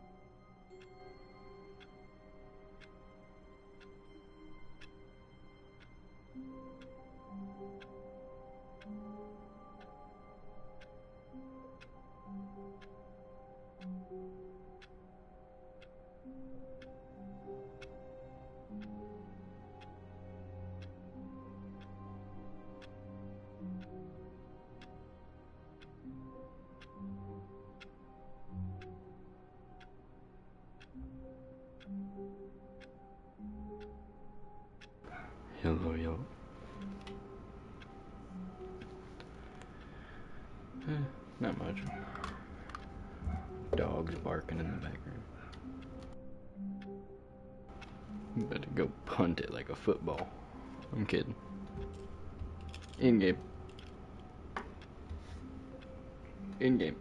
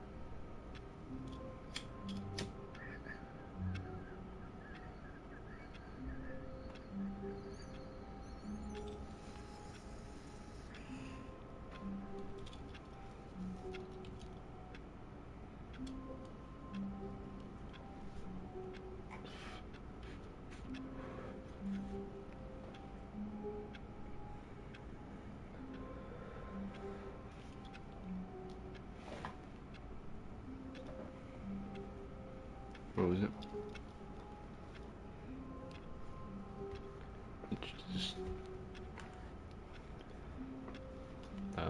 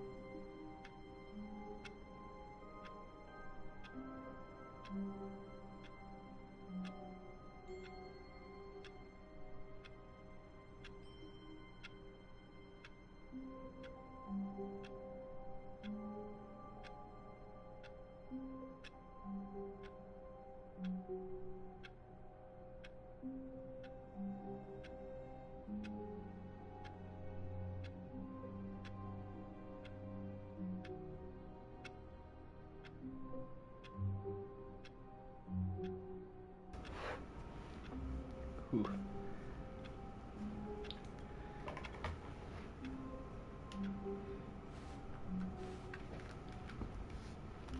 All of his co-workers were gone. What could him? Stanley picked up the bucket and smiled. He'd never be alone again, not truly alone, not with the bucket around. Stanley pressed the bucket upon every little thing in the office. Nothing responded to the bucket's touch, but it did little to discourage Stanley's belief in the magic of the bucket.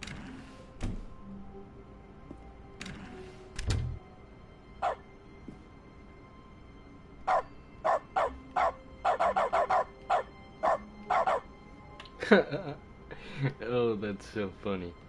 I just opened a door and it says welcome to the whiteboard ending, dog mode, and every time I click anything it just barks.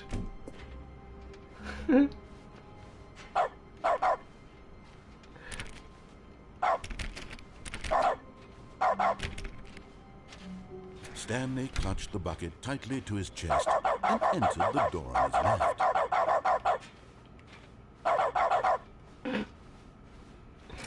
Okay, I'm actually liking this. That's funny.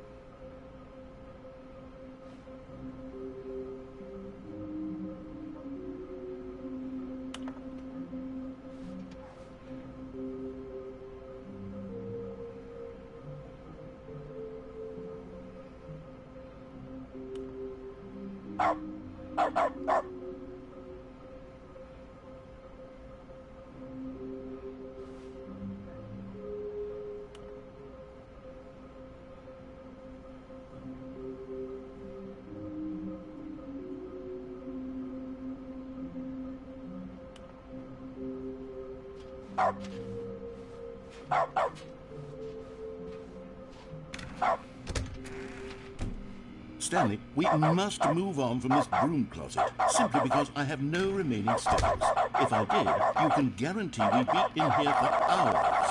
But alas, no stickers.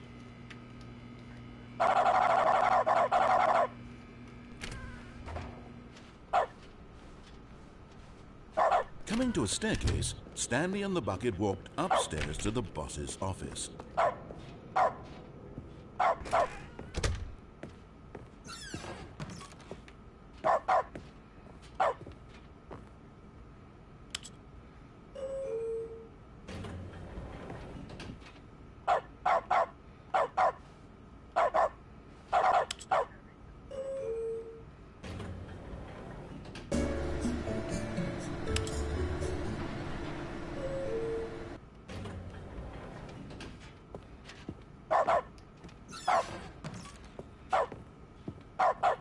Stepping into his manager's office, Stanley was once again stunned to discover not an indication of any human life.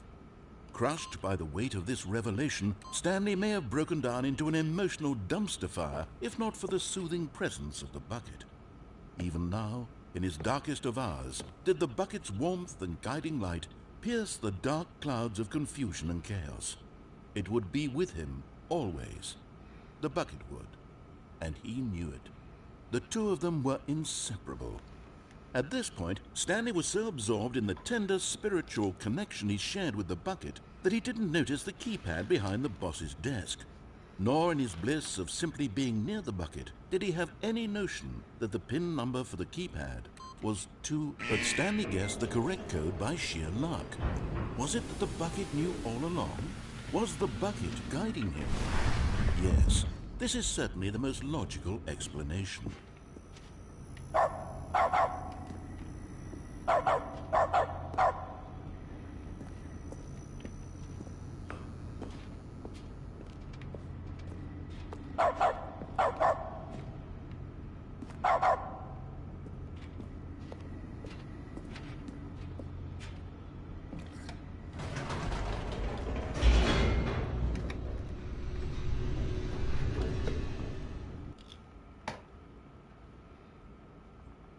The elevator raced downward, plummeting towards an unknown fate.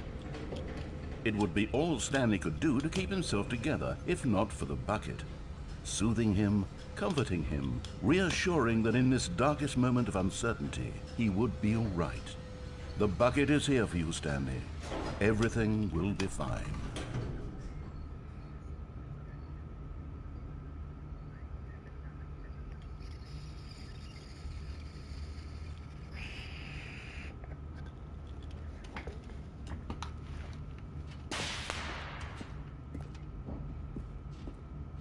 Stanley and the bucket walked straight ahead through the large door that read, Mind Control Facility.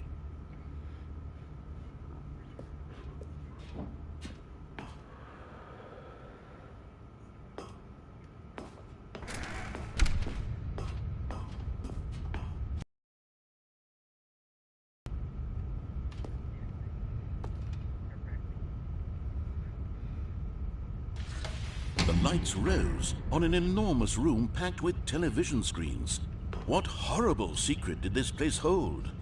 But just as Stanley was about to proceed further into the mind control facility, he tripped and fell over the railing and into the dark void below. Thankfully, he fell directly onto the bucket, which safely cushioned his fall. Now, what to do next? Stanley wondered. Stanley and the bucket could find no way out of this enormous pit, and so eventually they decided that the best thing to do would be to simply get comfortable down here. So they set up a little couch and relaxed. It really wasn't so bad down here, a bit cold perhaps.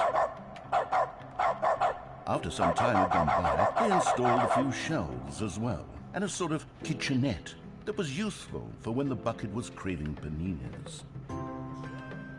But it wasn't until the rugs and the standing lamps came in that it really started to feel like a home.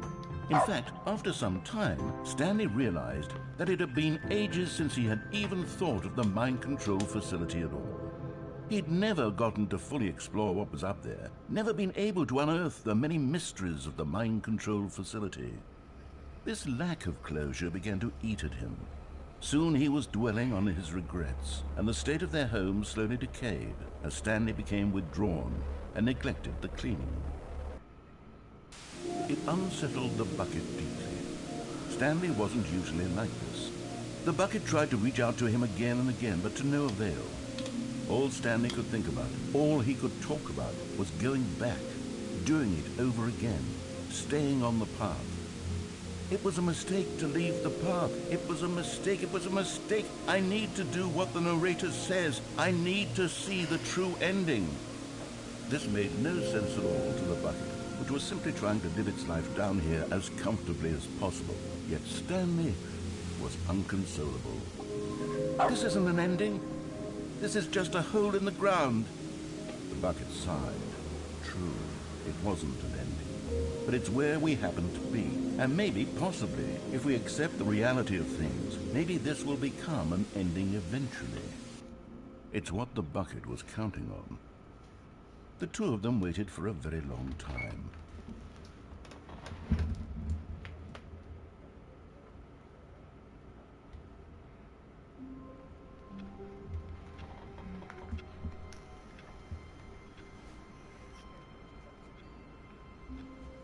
All of his co-workers were... Wait, no. This isn't the right office, is it? Is this Stanley's office?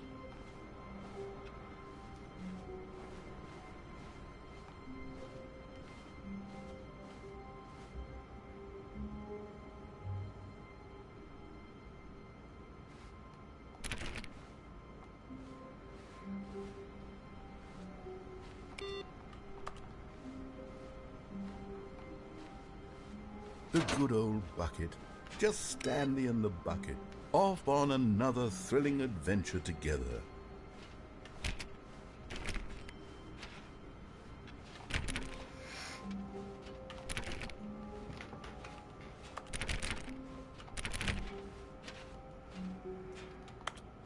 Stanley clutched the bucket tightly to his chest and entered the door on his left.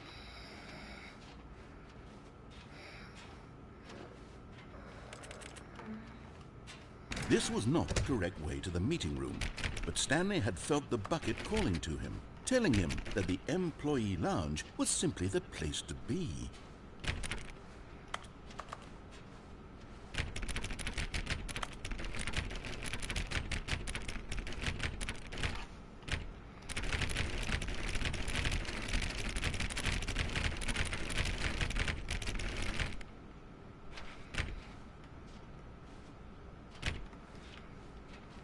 And here it was. Had the bucket turned out to be correct? Was this no?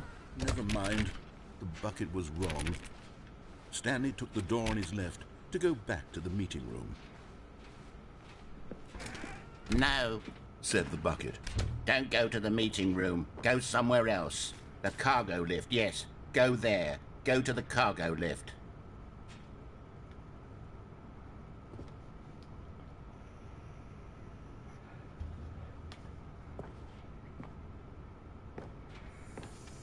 You're getting close now, Stanley. You've nearly gotten all of the Figler and Marines. Very soon, you'll collect the last one, and then the first number will equal the second number, and that will be it.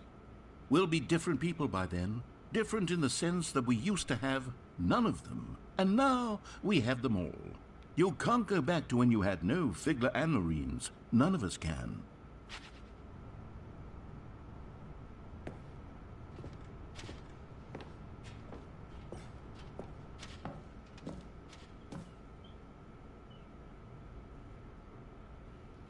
I'm finding a secret entrance right now. I'd never been here before. It was actually very hidden.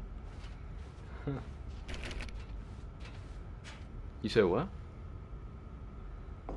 I was actually talking about it earlier. I haven't been playing it in quite some time, but I was thinking of re-downloading it. I just don't know what to delete because all of the games I have, I mainly play. I have, well, Stanley Parable, 76 I've been back on, GTA, me and my girl have both been playing, Black Ops 3 Zombies, me and Draven have been playing, we also play Black Ops 6, and I have Fortnite. I would, Loki.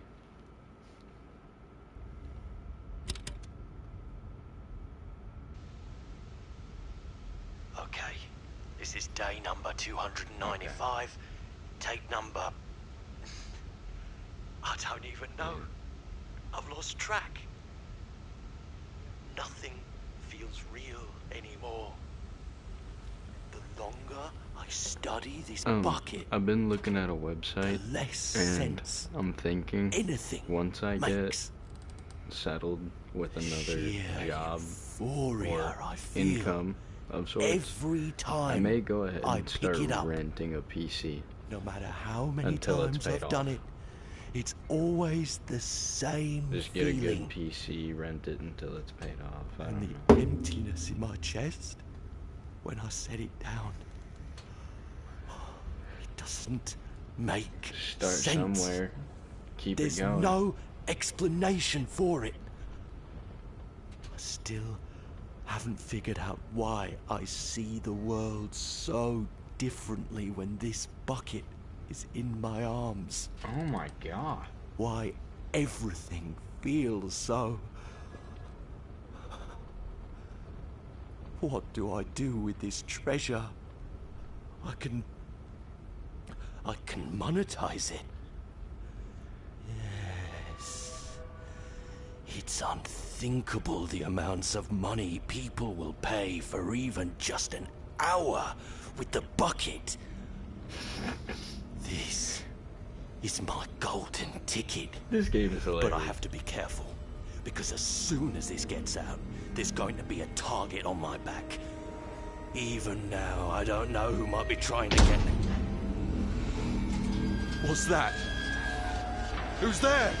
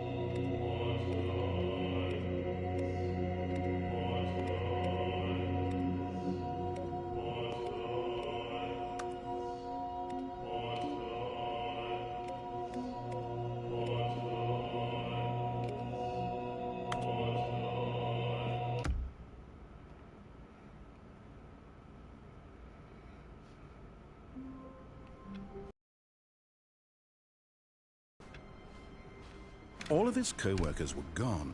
What could it mean? Stanley decided to go to the meeting room. Where are we going today? The bucket asked. Stanley just smiled. Anywhere they went together would be perfectly. Stanley clutched the bucket tightly to his chest and entered the door on his left.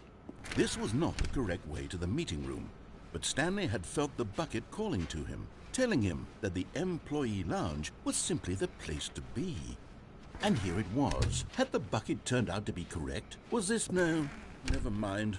The bucket was wrong. Stanley took the door on his left to go back to the meeting room. No, said the bucket. Don't go to the meeting room. Go somewhere else. The cargo lift, yes. Go there. Go to the cargo lift.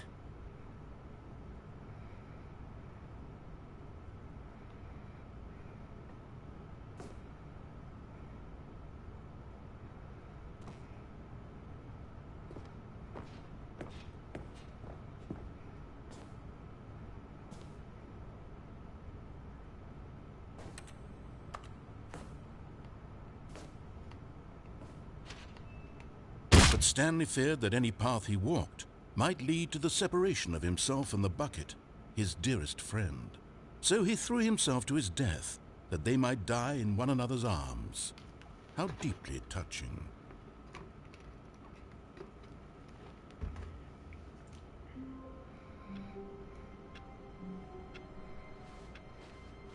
How long was I sitting there? Stanley wondered to himself. Minutes? Days? Centuries? Did something crucial happen while my senses were turned? He made a note to be more careful with time from now on.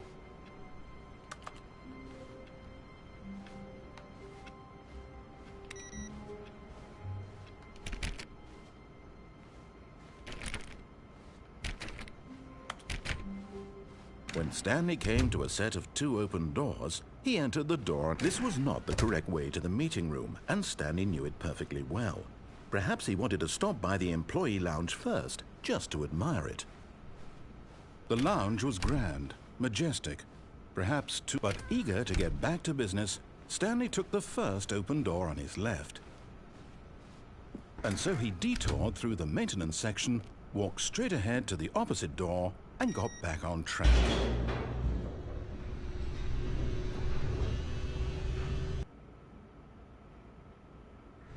But Stanley didn't want to go back to the office. He wanted to wander about and get even further off track. So now in order to get back, he needed to go, from here it's, left.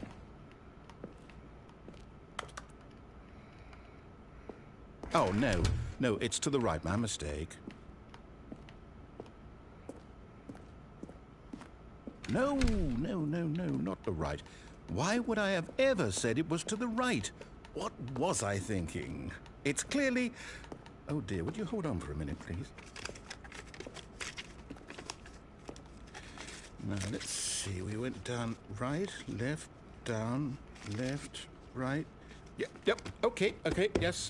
I've got it now. This story is absolutely, definitely this way.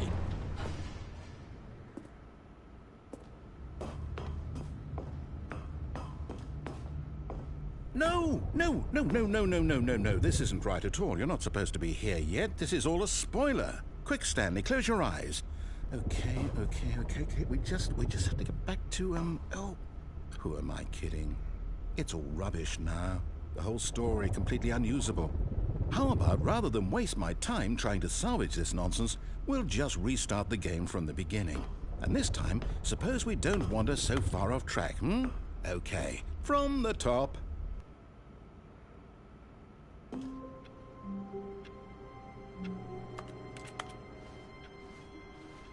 All of his co-workers were gone.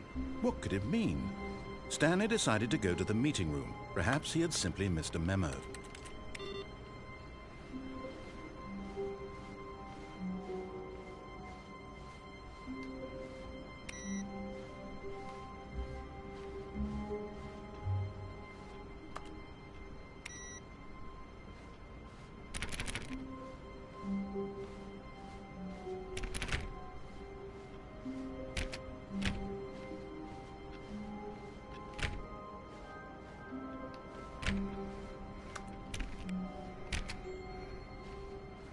When Stanley... Wait, what? No, I restarted. I swear, I definitely restarted the game over, completely fresh. Everything should be... Oh, did something change? Stanley, did you change anything when we were back in that room with all the monitors? Did you move the story somewhere, or... Hold on. Why am I asking you? I'm the one who wrote the story. It was right here just a minute ago. I know for sure that it's here somewhere. Okay, then. It's an adventure. Come, Stanley. Let's find the story.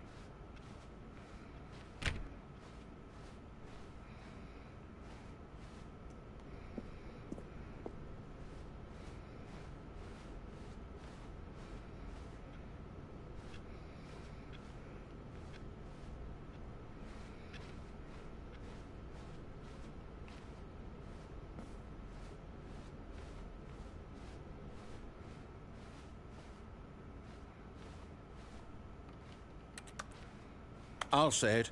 This is the worst adventure I've ever been on. I can promise you there definitely was a story here before. Do we need to restart the game again? Well, I find it unlikely that we'll ever progress by starting over and over again, but it's got to be better than this. Okay, let's give it a shot. Why not?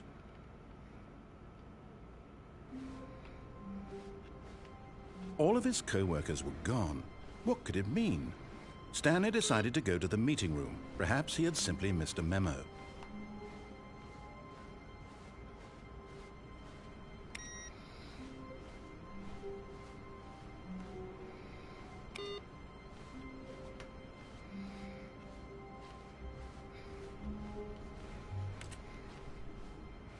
Okay, yep, it's worse. I might be remembering this wrong. It's possible the story is back where we just came from. Why don't we go back the other direction and see if we missed anything?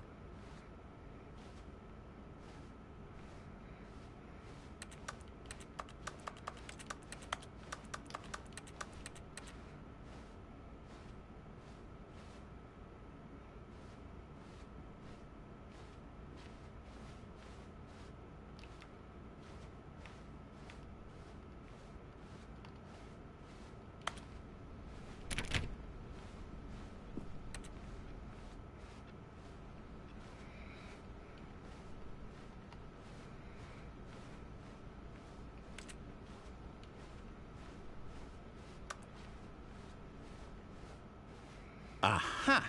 I knew we'd miss something. The story. Here it comes. No, wait, never mind. Not the story. Okay, let's head back the other way and retrace our steps.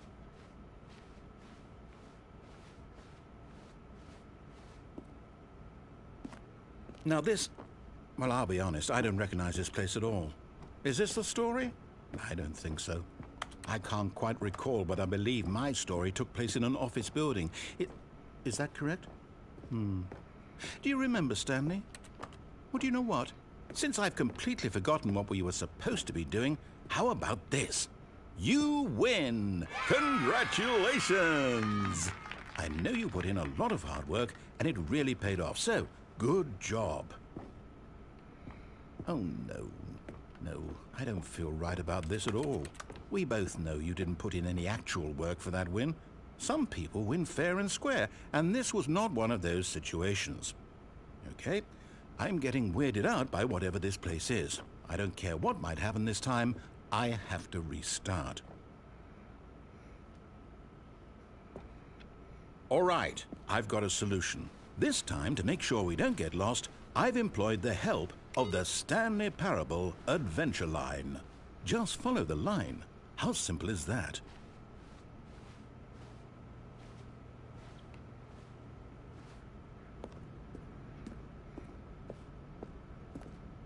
You see? The line knows where the story is. It's over in this direction. Onward, Stanley, to destiny. Though, here's a thought. Wouldn't wherever we end up be our destination, even if there's no story there? Or to put it another way, is the story of no destination still a story? Simply by the act of moving forward, are we implying a journey such that a destination is inevitably conjured into being via the very manifestation of the nature of life itself? Okay, Stanley, I need to follow this train of thought for a minute. Just stick with me. Now, we can both agree that the nature of existence is in fact a byproduct of one's subjective experience of that existence, right? Okay, now if my experience of your existence rests inside of your subjective experience of this office, is this office in fact the skeleton of my own relative experiential mental subjective construct? Whoa. Hang on. That got a bit weird back there. Well, I'd like to apologize. Not sure where I was going with all that. You know what? I think what we need right now is a bit of music to lighten the mood.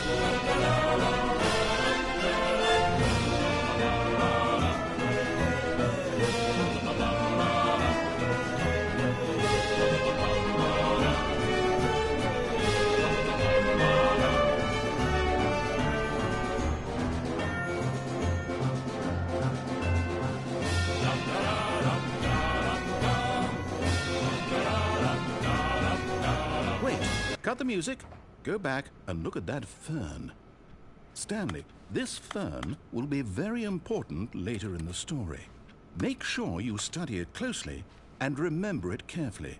You won't want to miss anything.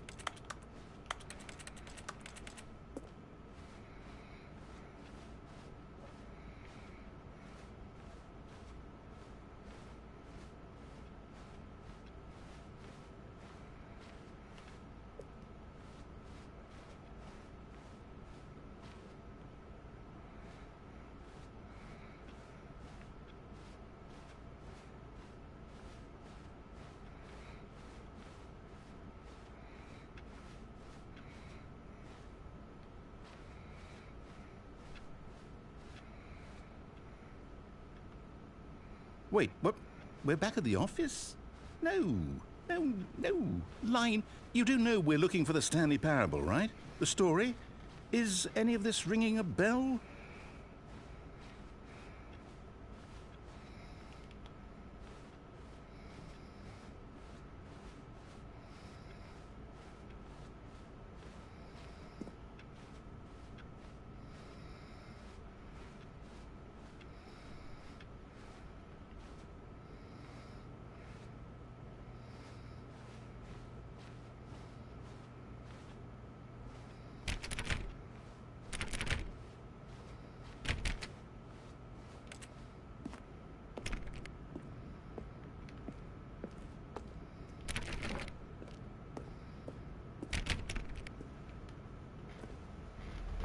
Oh, no, not again, Line. How could you have done this to us? And after we trusted you, after everything we've been through, you...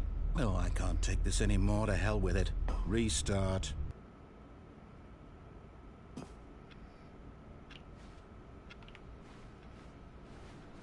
You know what, Stanley? I say forget the adventure line. What's it ever done for us? We're intelligent people, right? Why can't we make up our own story? Something exciting, daring, mysterious. Ooh, this all sounds perfectly doable. Why don't we simply start wandering in, well, I don't know. How about this direction?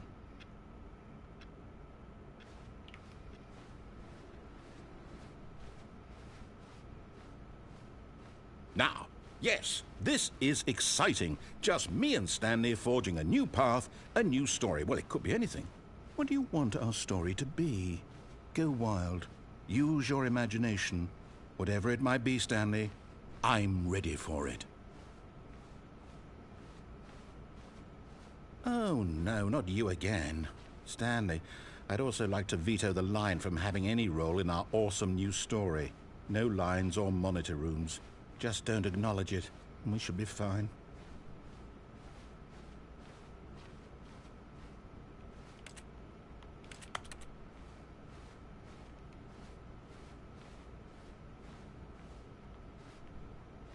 Ah, a choice. We get to make a decision. From here, the story is in our control. How important we mustn't squander the opportunity. In fact, I believe I need a minute to think here. Just walk in circles for a minute. Okay, so I know that each door has to lead somewhere, which means that somewhere at the place where we're trying to go, there must be a reverse door that leads here. And that in turn means that our destination corresponds with the counter-inverted reverse door's origin. So starting from the right, let us ask, will taking the right door lead us to where we're going? And since the answer is clearly yes, then by all accounts, the door on the right is the correct one. Another victory for logic. Come, Stanley, our destiny awaits.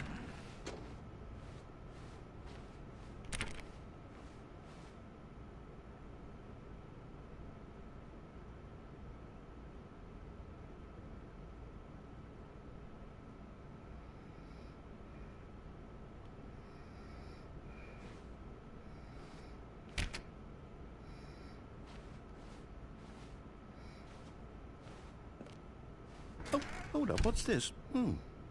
The confusion ending. You're telling me that's what this is? I got the It's all one confusion giant ending. ending? And we're supposed to restart the game, what, eight times? That's really how all this goes? It's all determined? So now, according to the schedule, I restart again. Then what? Am I just supposed to forget? Well, what if I don't want to forget? My mind goes blank simply because it's written here on this thing, wall. Well, who consulted me? Why don't I get to decide? Why don't I get a say in all of this? Is it really? No, it can't be. I don't want it to be. I don't want the game to keep restarting. I don't want to forget what's going on. I don't want to be trapped like this. I won't restart the game. I won't do it. I won't do it. I won't do it. And the timer stopped? Does that mean, did we do it? Did we break the cycle? The, whatever it is that made this schedule? How would we even know? Will someone come for us? Will something happen? So, okay. I guess now we just wait. You know, I suppose in some way that this is a kind of story, wouldn't you agree? I'm not quite sure if we're in the destination or the journey, though they're always saying that life is about the journey and not the destination. So I hope that's where we are right now. We'll find out, won't we? Eventually. Well, in the meantime, if you...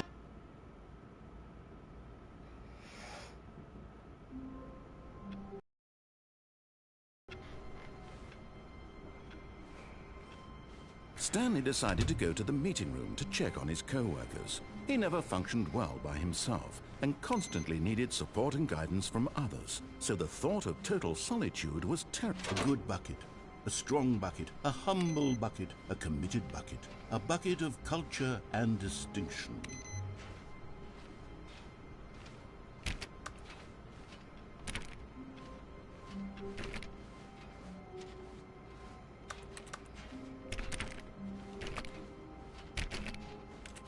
Stanley clutched the bucket tightly to his chest and entered the door on his left.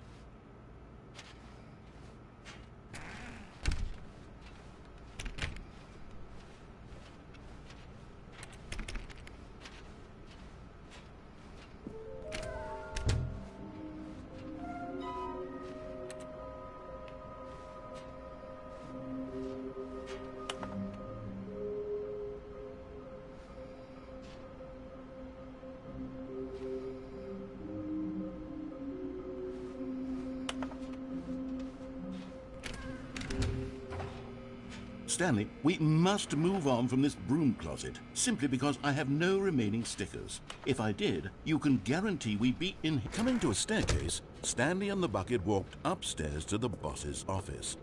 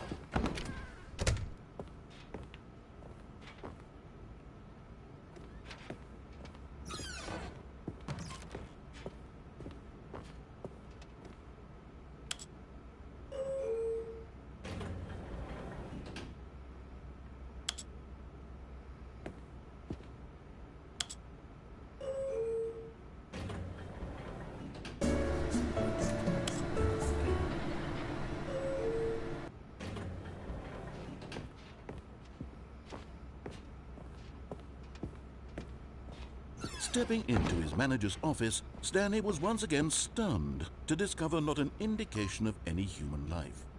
Crushed by the weight of this revelation, Stanley may have broken down into an emotional dumpster fire, if not for this. But Stanley guessed the correct code by sheer luck. Was it that the bucket knew all along? Was the bucket guiding him? Yes, this is certainly the most logical explanation.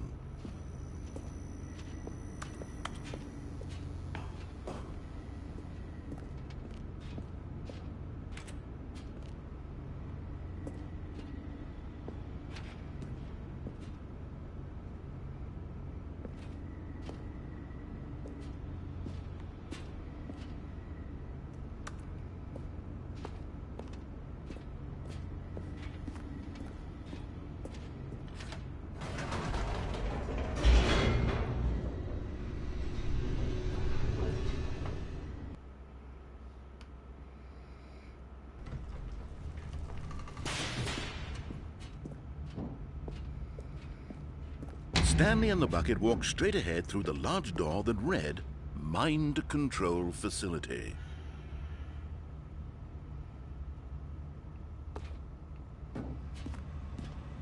Although this passageway had the word escape written on it, the truth was that at the end of this hall, Stanley and the bucket would both meet a violent death. The door behind them was not shut. Stanley and the bucket still had every opportunity to turn around and get back on track. At this point, Stanley and the bucket were knowingly walking forward into a very painful death for each of them.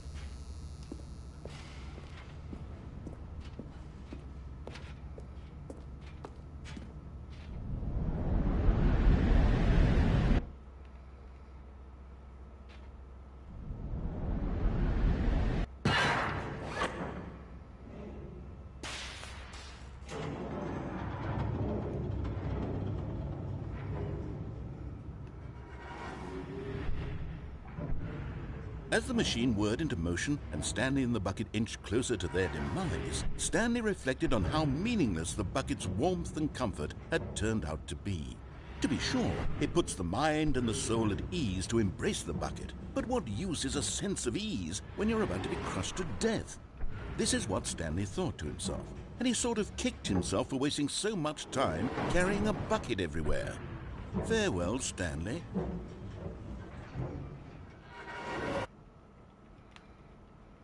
"Farewell, Stanley," cried the narrator, as Stanley and the bucket were led helplessly into the enormous metal jaws. In a single visceral instant, the bucket's life came to an end as it was crushed violently to death.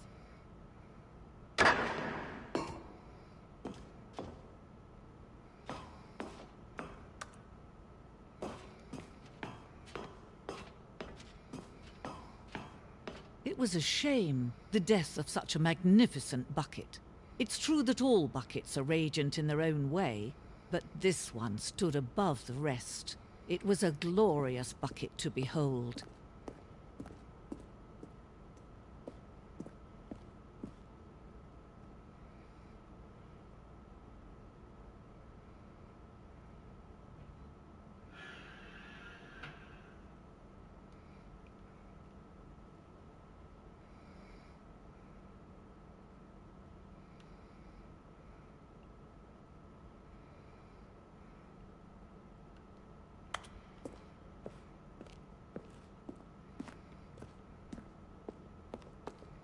Can you see how arrogant it was for Stanley to take a bucket like this and to claim it for his own? Can you see the hubris that blinded him? More than Stanley will ever be in his short life.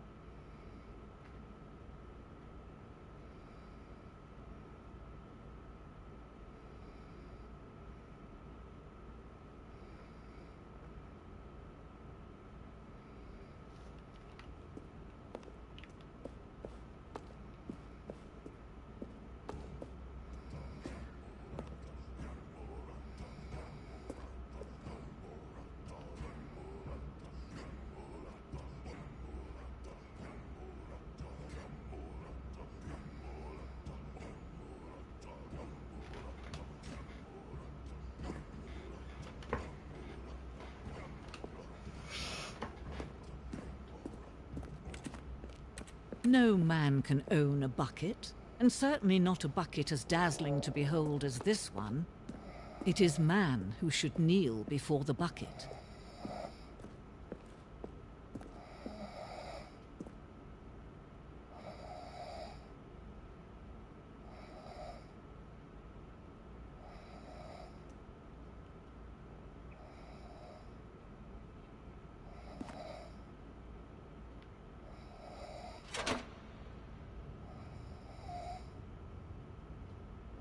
But there is something we can do. Something we can do together, you and I, that will right this terrible wrong. Let Stanley die. Let him be crushed by the machine. Don't reset the game. Don't give him another opportunity to run off with another beautiful bucket. We can save the world's buckets from their treatment as tools and implements if only we let Stanley die together. The bucket shall take its place as ruler, as leader, as commander of a new world, a new vision.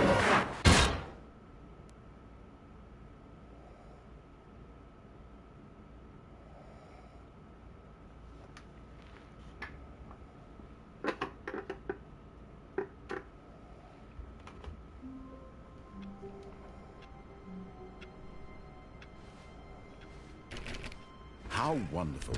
Stanley was alone. Finally. This is great, he thought to himself. This is what I've wanted all along. I got what I wanted.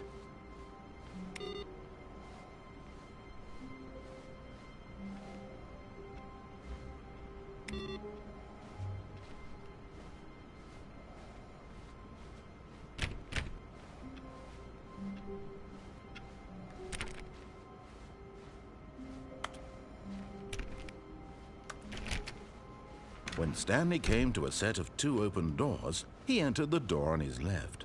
This was not the correct way to the meeting room, and Stanley knew it perfectly well. Perhaps he wanted to stop by the employee lounge first, just to admire it. And here it was, the lounge.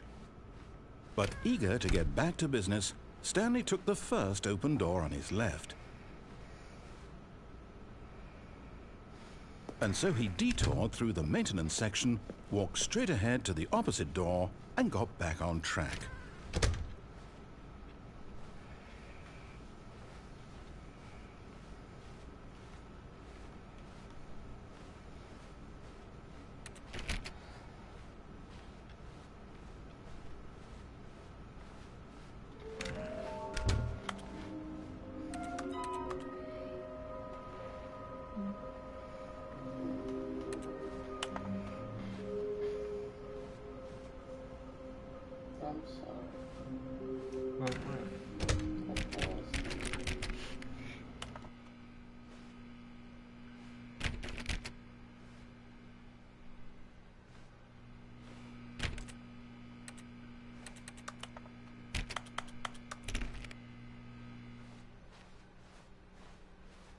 Coming to a staircase, Stanley walked upstairs to his boss's office.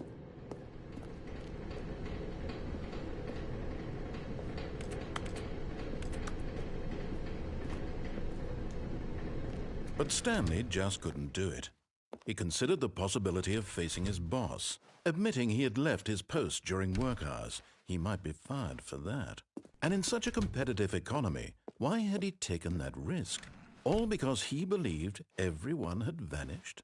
His boss would think he was crazy. And then something occurred to Stanley. Maybe, he thought to himself, maybe I am crazy. All of my co-workers blinking mysteriously out of existence in a single moment for no reason at all? None of it made any logical sense. And as Stanley pondered this, he began to make other strange observations. For example, why couldn't he see his feet when he looked down? Why did doors close automatically behind him wherever he went? And for that matter, these rooms were starting to look pretty familiar. Were they simply repeating? No, Stanley said to himself, this is all too strange. This can't be real. And at last, he came to the conclusion that had been on the tip of his tongue. He just hadn't found the words for it. I'm dreaming, he yelled. This is all...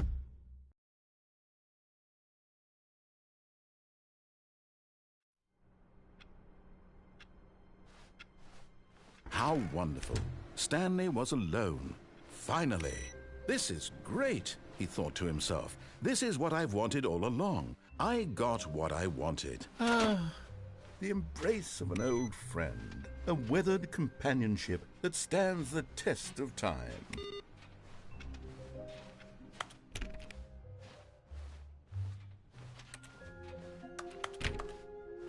Stanley clutched the bucket tightly to his chest and entered the door on his left.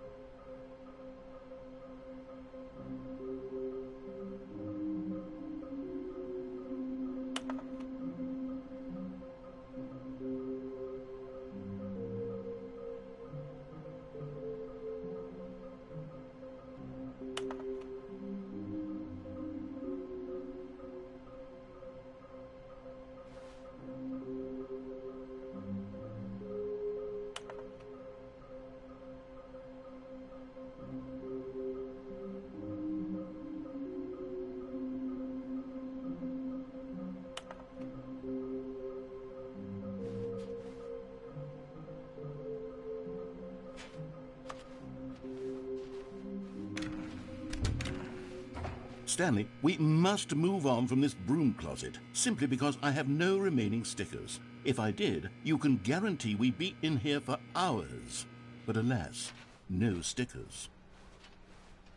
Coming to a staircase, Stanley and the bucket walked upstairs to the boss's office.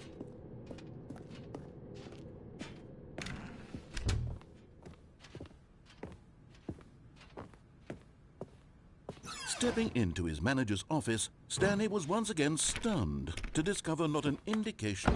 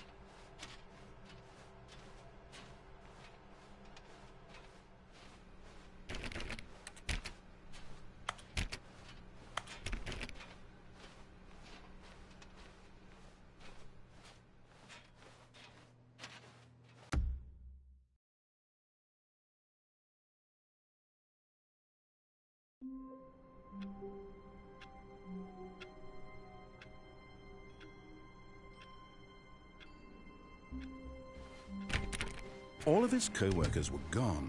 What could it mean? Stanley decided to go to the meeting room. Perhaps he had simply missed a memo.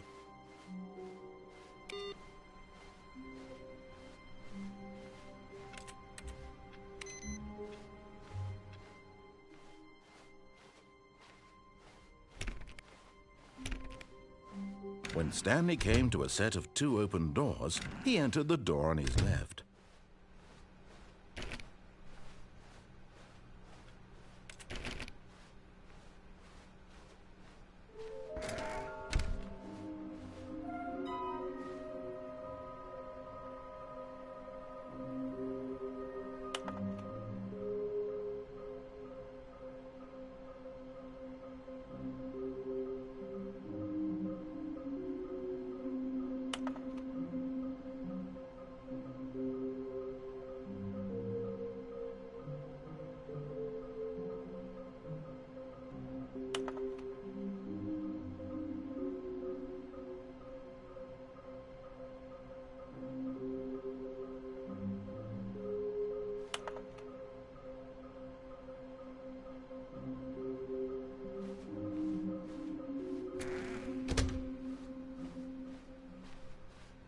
Coming to a staircase, Stanley walked upstairs to his boss's office.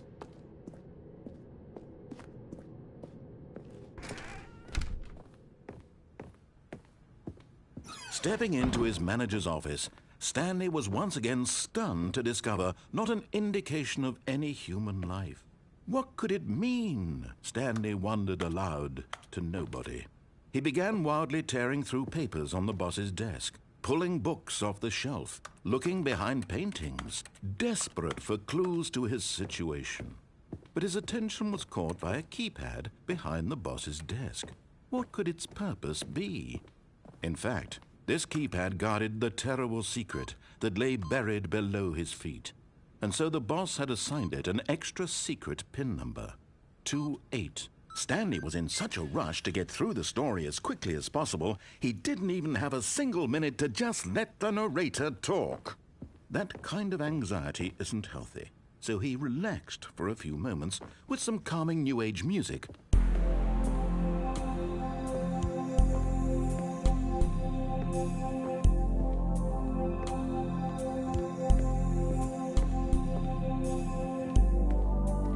Feeling soothed and rejuvenated, Stanley calmly walked forward into the opened passageway.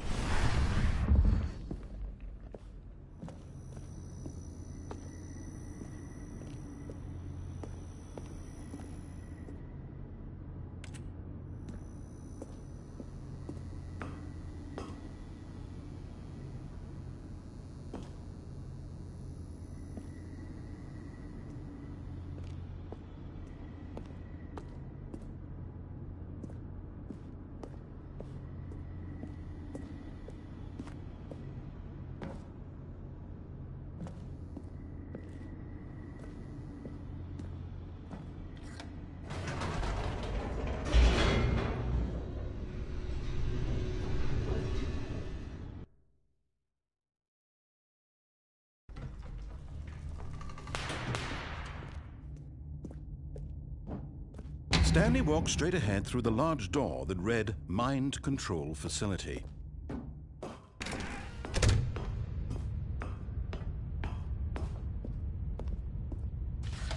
The lights rose on an enormous room packed with television screens.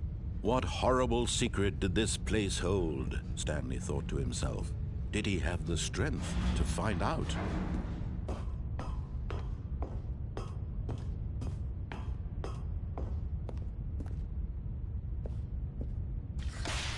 Now the monitors jumped to life, their true nature revealed. Each bore the number of an employee in the building, Stanley's co-workers. The lives of so many individuals reduced to images on a screen, and Stanley, one of them, eternally monitored in this place where freedom meant nothing.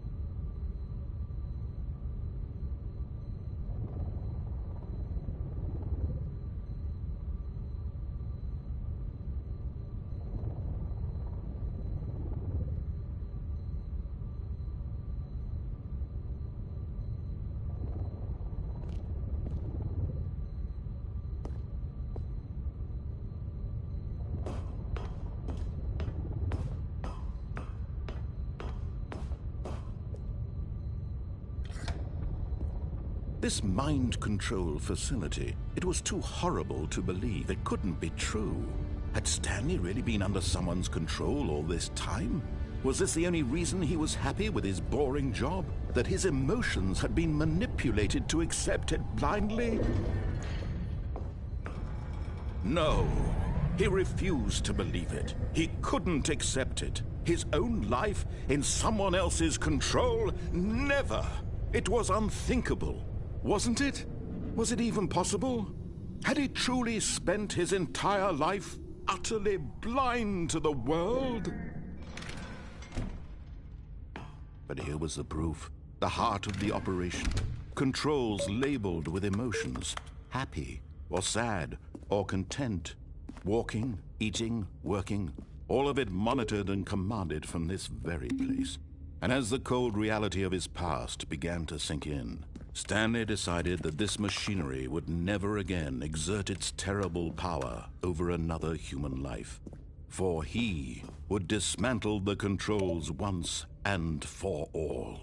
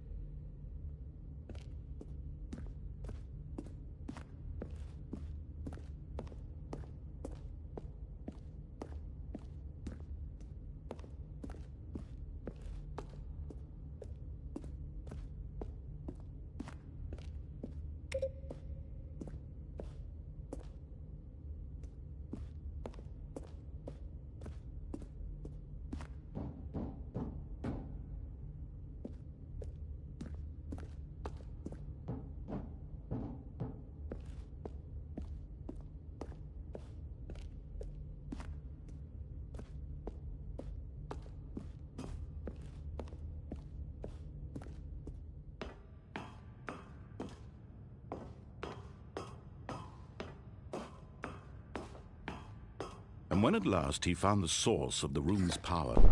Oh, Stanley, you didn't just activate the controls, did you? After they kept you enslaved all these years, you go and you try to take control of the machine for yourself. Is that what you wanted? Control?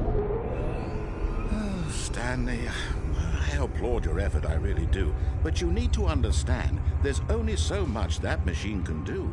You were supposed to let it go, turn the controls off, and leave. If you want to throw my story off track, you're going to have to do much better than that.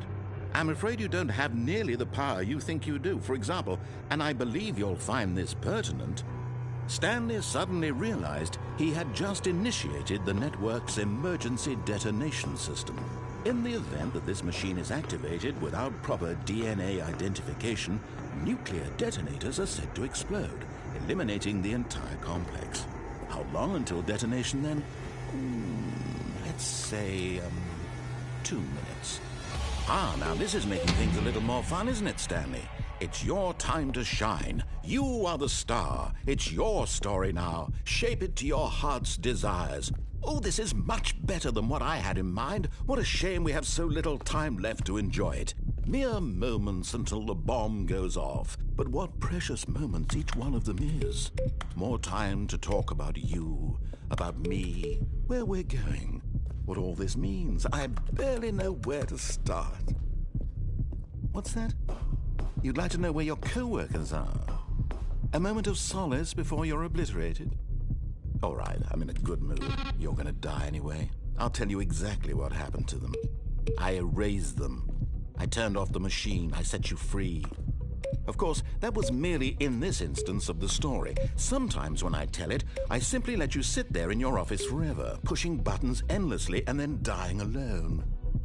Other times, I let the office sink into the ground, swallowing everyone inside, or I let it burn to a crisp.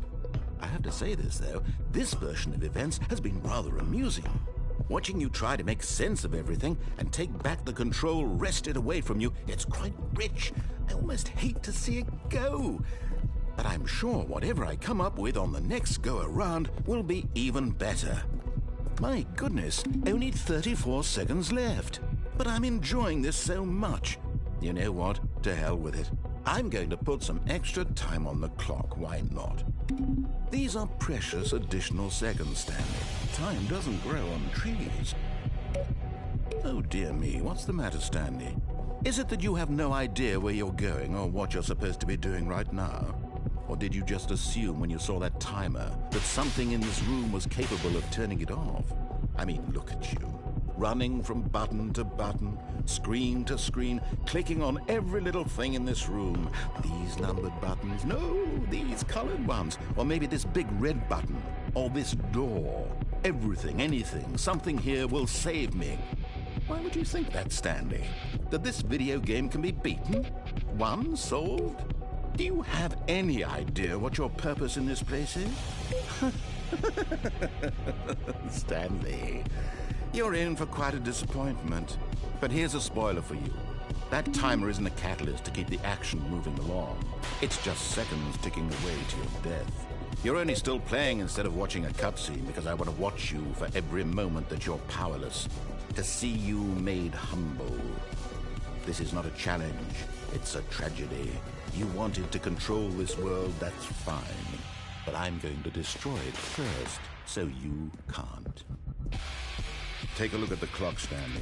That's 30 seconds you have left to struggle. 30 seconds until a big boom and then nothing. No ending here, just you being blown to pieces. Will you cling desperately to your frail life, or will you let it go peacefully?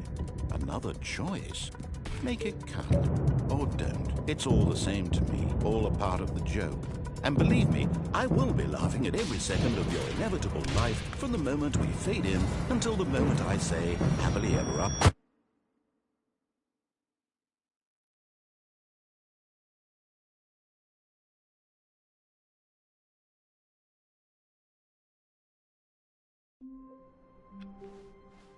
All of his co-workers were gone. What could it mean? Stanley decided to go to the meeting room. Perhaps he had simply...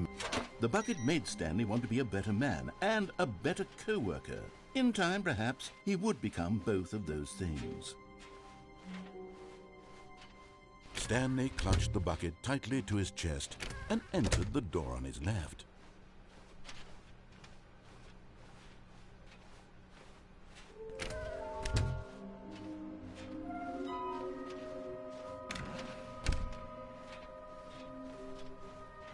Coming to a staircase, Stanley and the bucket walked upstairs to the boss's office.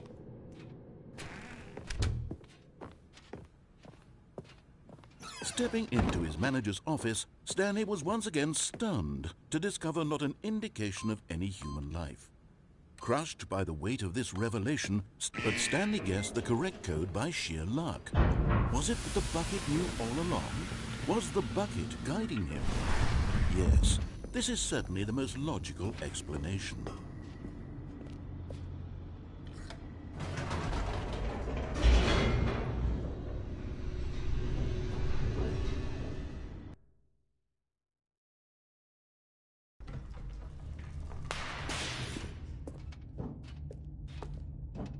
Stanley and the bucket walked straight ahead through the large door that read, Mind Control Facility.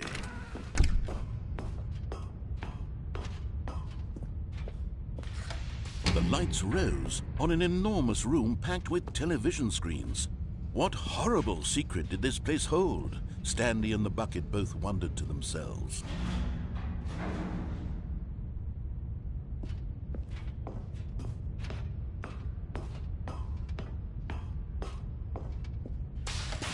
The monitors jumped to life, and Stanley nearly dropped the bucket in shock. Everyone in the office was being videotaped. monitored like guinea pigs. The bucket had never seen anything like this, and it very nearly burst into tears as Stanley cradled it gently, reassuring it that everything would be fine. Was the bucket under the mind control facility's influence as well? Had the bucket been told to do things it didn't wish to do? What kinds of things does a bucket want to do or not want to do in the first place? These questions raced furiously in Stanley's feeble mind. No!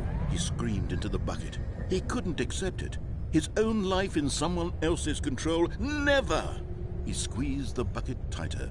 His one friend in the entire world. At this point, he could trust no one except for the bucket. But here was the proof. The heart of the operation. Controls labeled with emotions, happy or sad or content. Walking, eating, working, all of it monitored and commanded from this very place. And as the cold reality of his past began to sink in, Stanley decided that this machinery would never again exert its terrible power over another human life. For he and the bucket would dismantle the controls for good. Two best friends, Stanley and the bucket, up against the world. They high-fived in a really cool way, and the bucket made a sound. But at the last second, the bucket jumped in and pressed the button to turn on the controls. Stanley gasped in horror.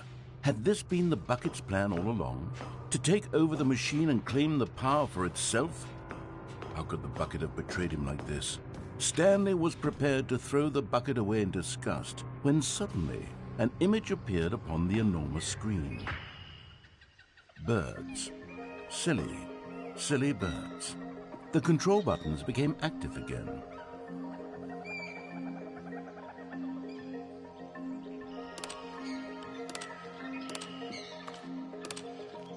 Stanley flipped through one video of silly birds after another, and then it dawned on him. This wasn't a mind control facility at all. It was a facility for monitoring and surveilling silly birds all over the world. The mind controls were only a facade to disguise its true intentions. Had the bucket known this all along? Stanley marveled at the metal genius in his hands, the one who had pointed him towards this incredible discovery.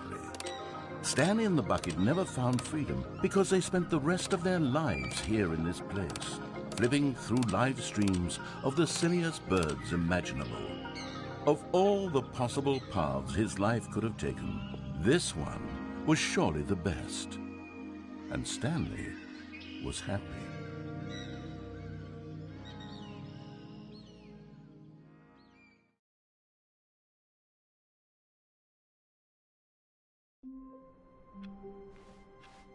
All of his co-workers were gone. What could it mean? Stanley decided to go to the meeting room. Perhaps he had simply missed a memo.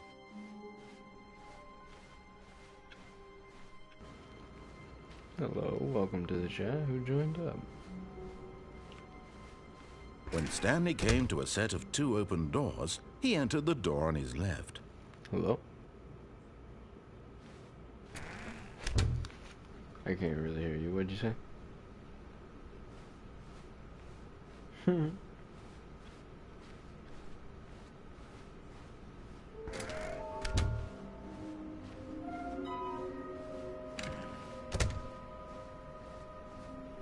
Coming to a staircase, Stanley walked upstairs to his boss's office.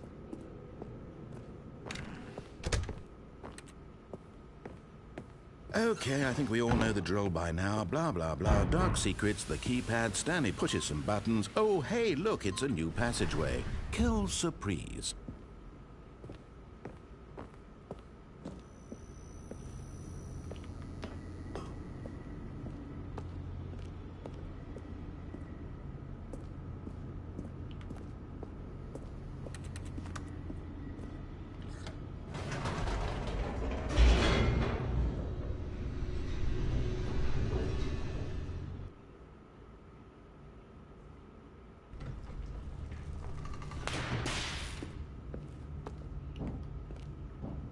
Stanley walked straight ahead through the large door that read Mind Control Facility.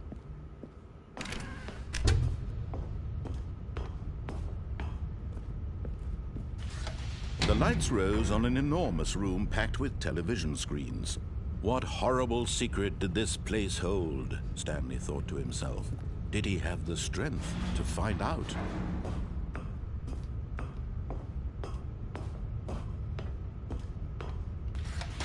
Now the monitors jumped to life, their true nature revealed.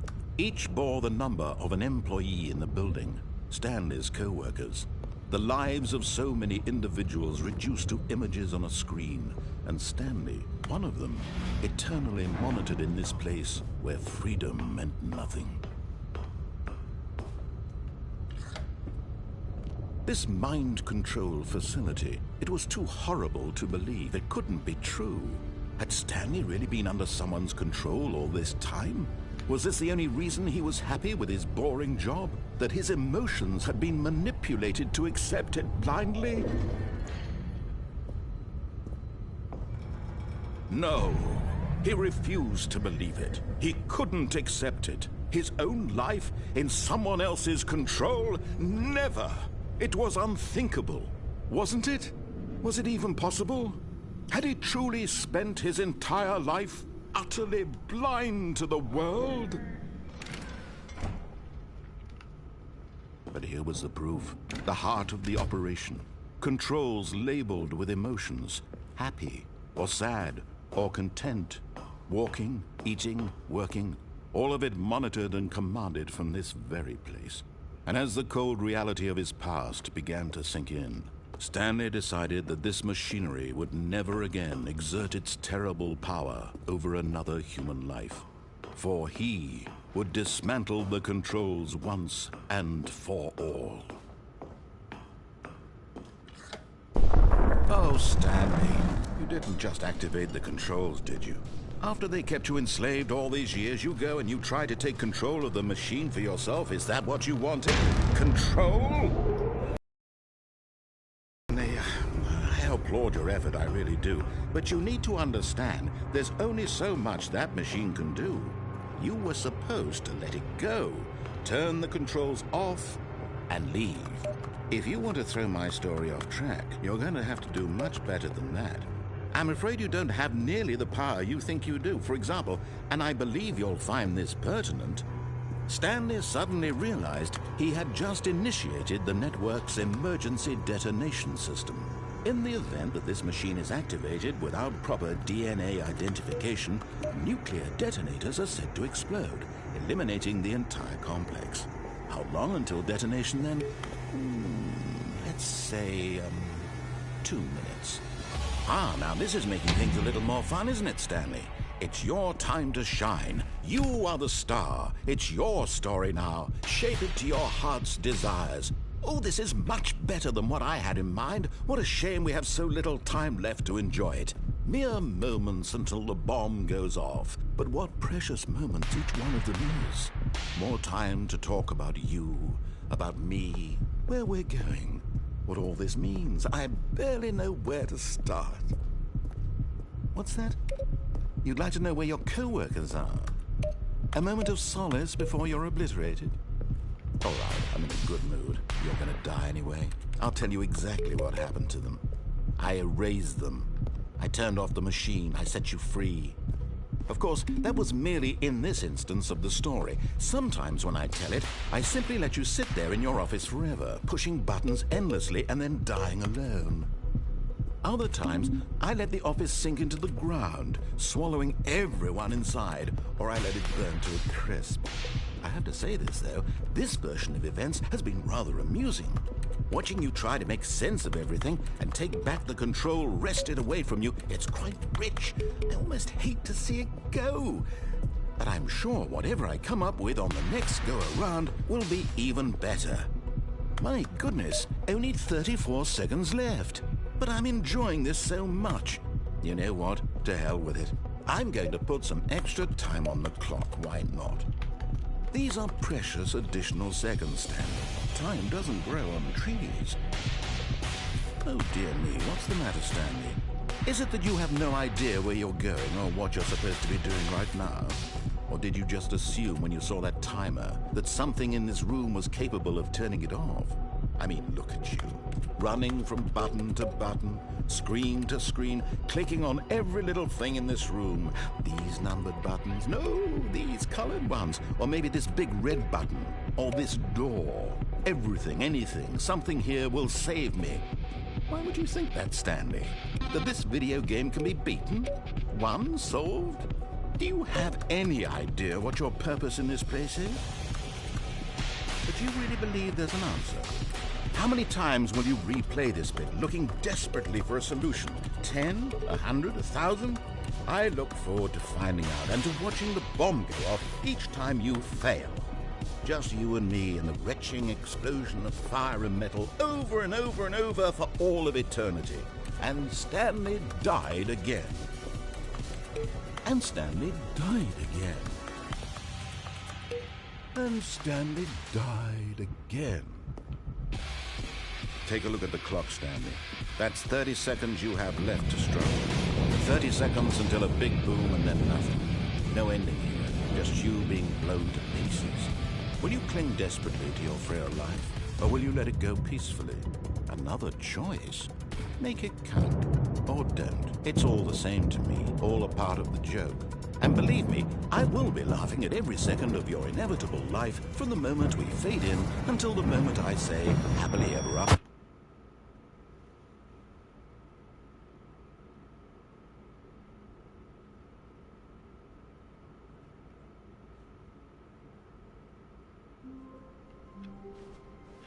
All of his co-workers were...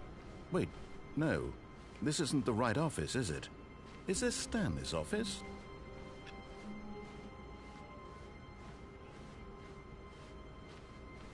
When Stanley came to a set of 2 open doors, he entered the door on his left. Yep.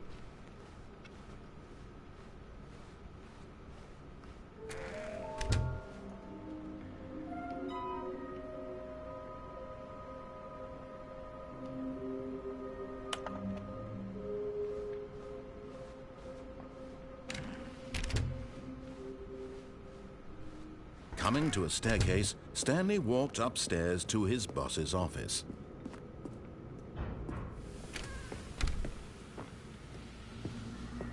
Here's the door, just go.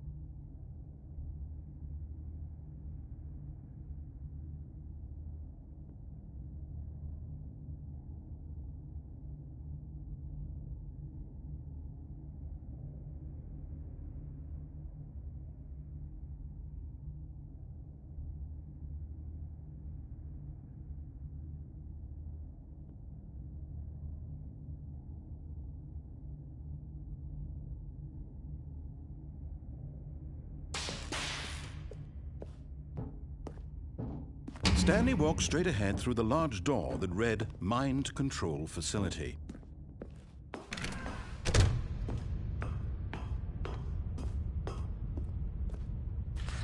The lights rose on an enormous room packed with television screens. What horrible secret did this place hold? Stanley thought to himself. Did he have the strength to find out?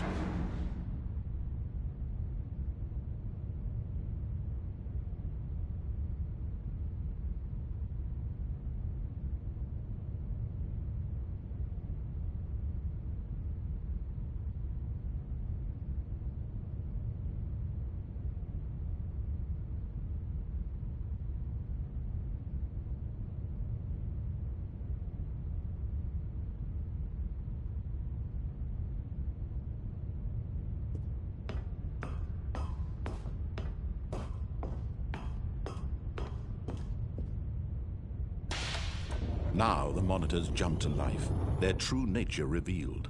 Each bore the number of an employee in the building. Stanley's co-workers.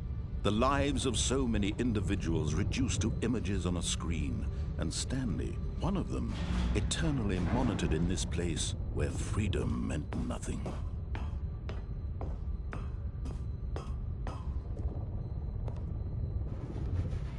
No, I'm here. I'm just trying to get this ending. I'm trying to figure it out. I don't know. I'm doing the same one over again, and this is, I gotta go through a door, but you gotta do a specific set of button combinations to get the door open. And if you don't do it in time, you die. So that's fun.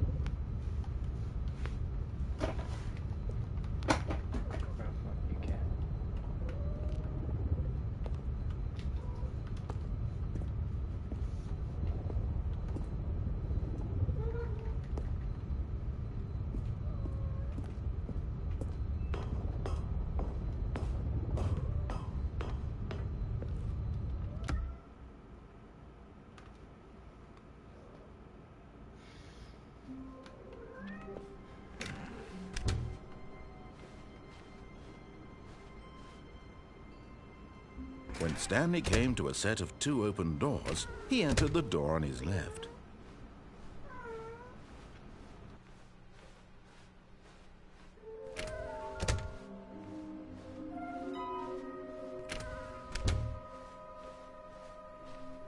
Coming to a staircase, Stanley walked upstairs to his boss's office.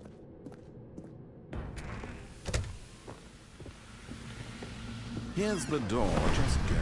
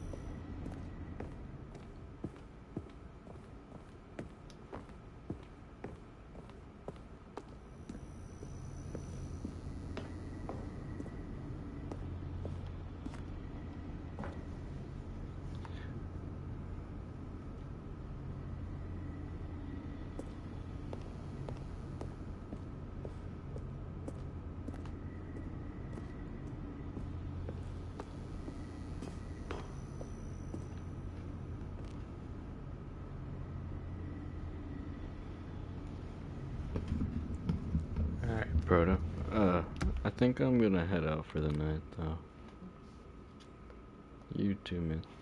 It was a nice streaming. Alright. See you.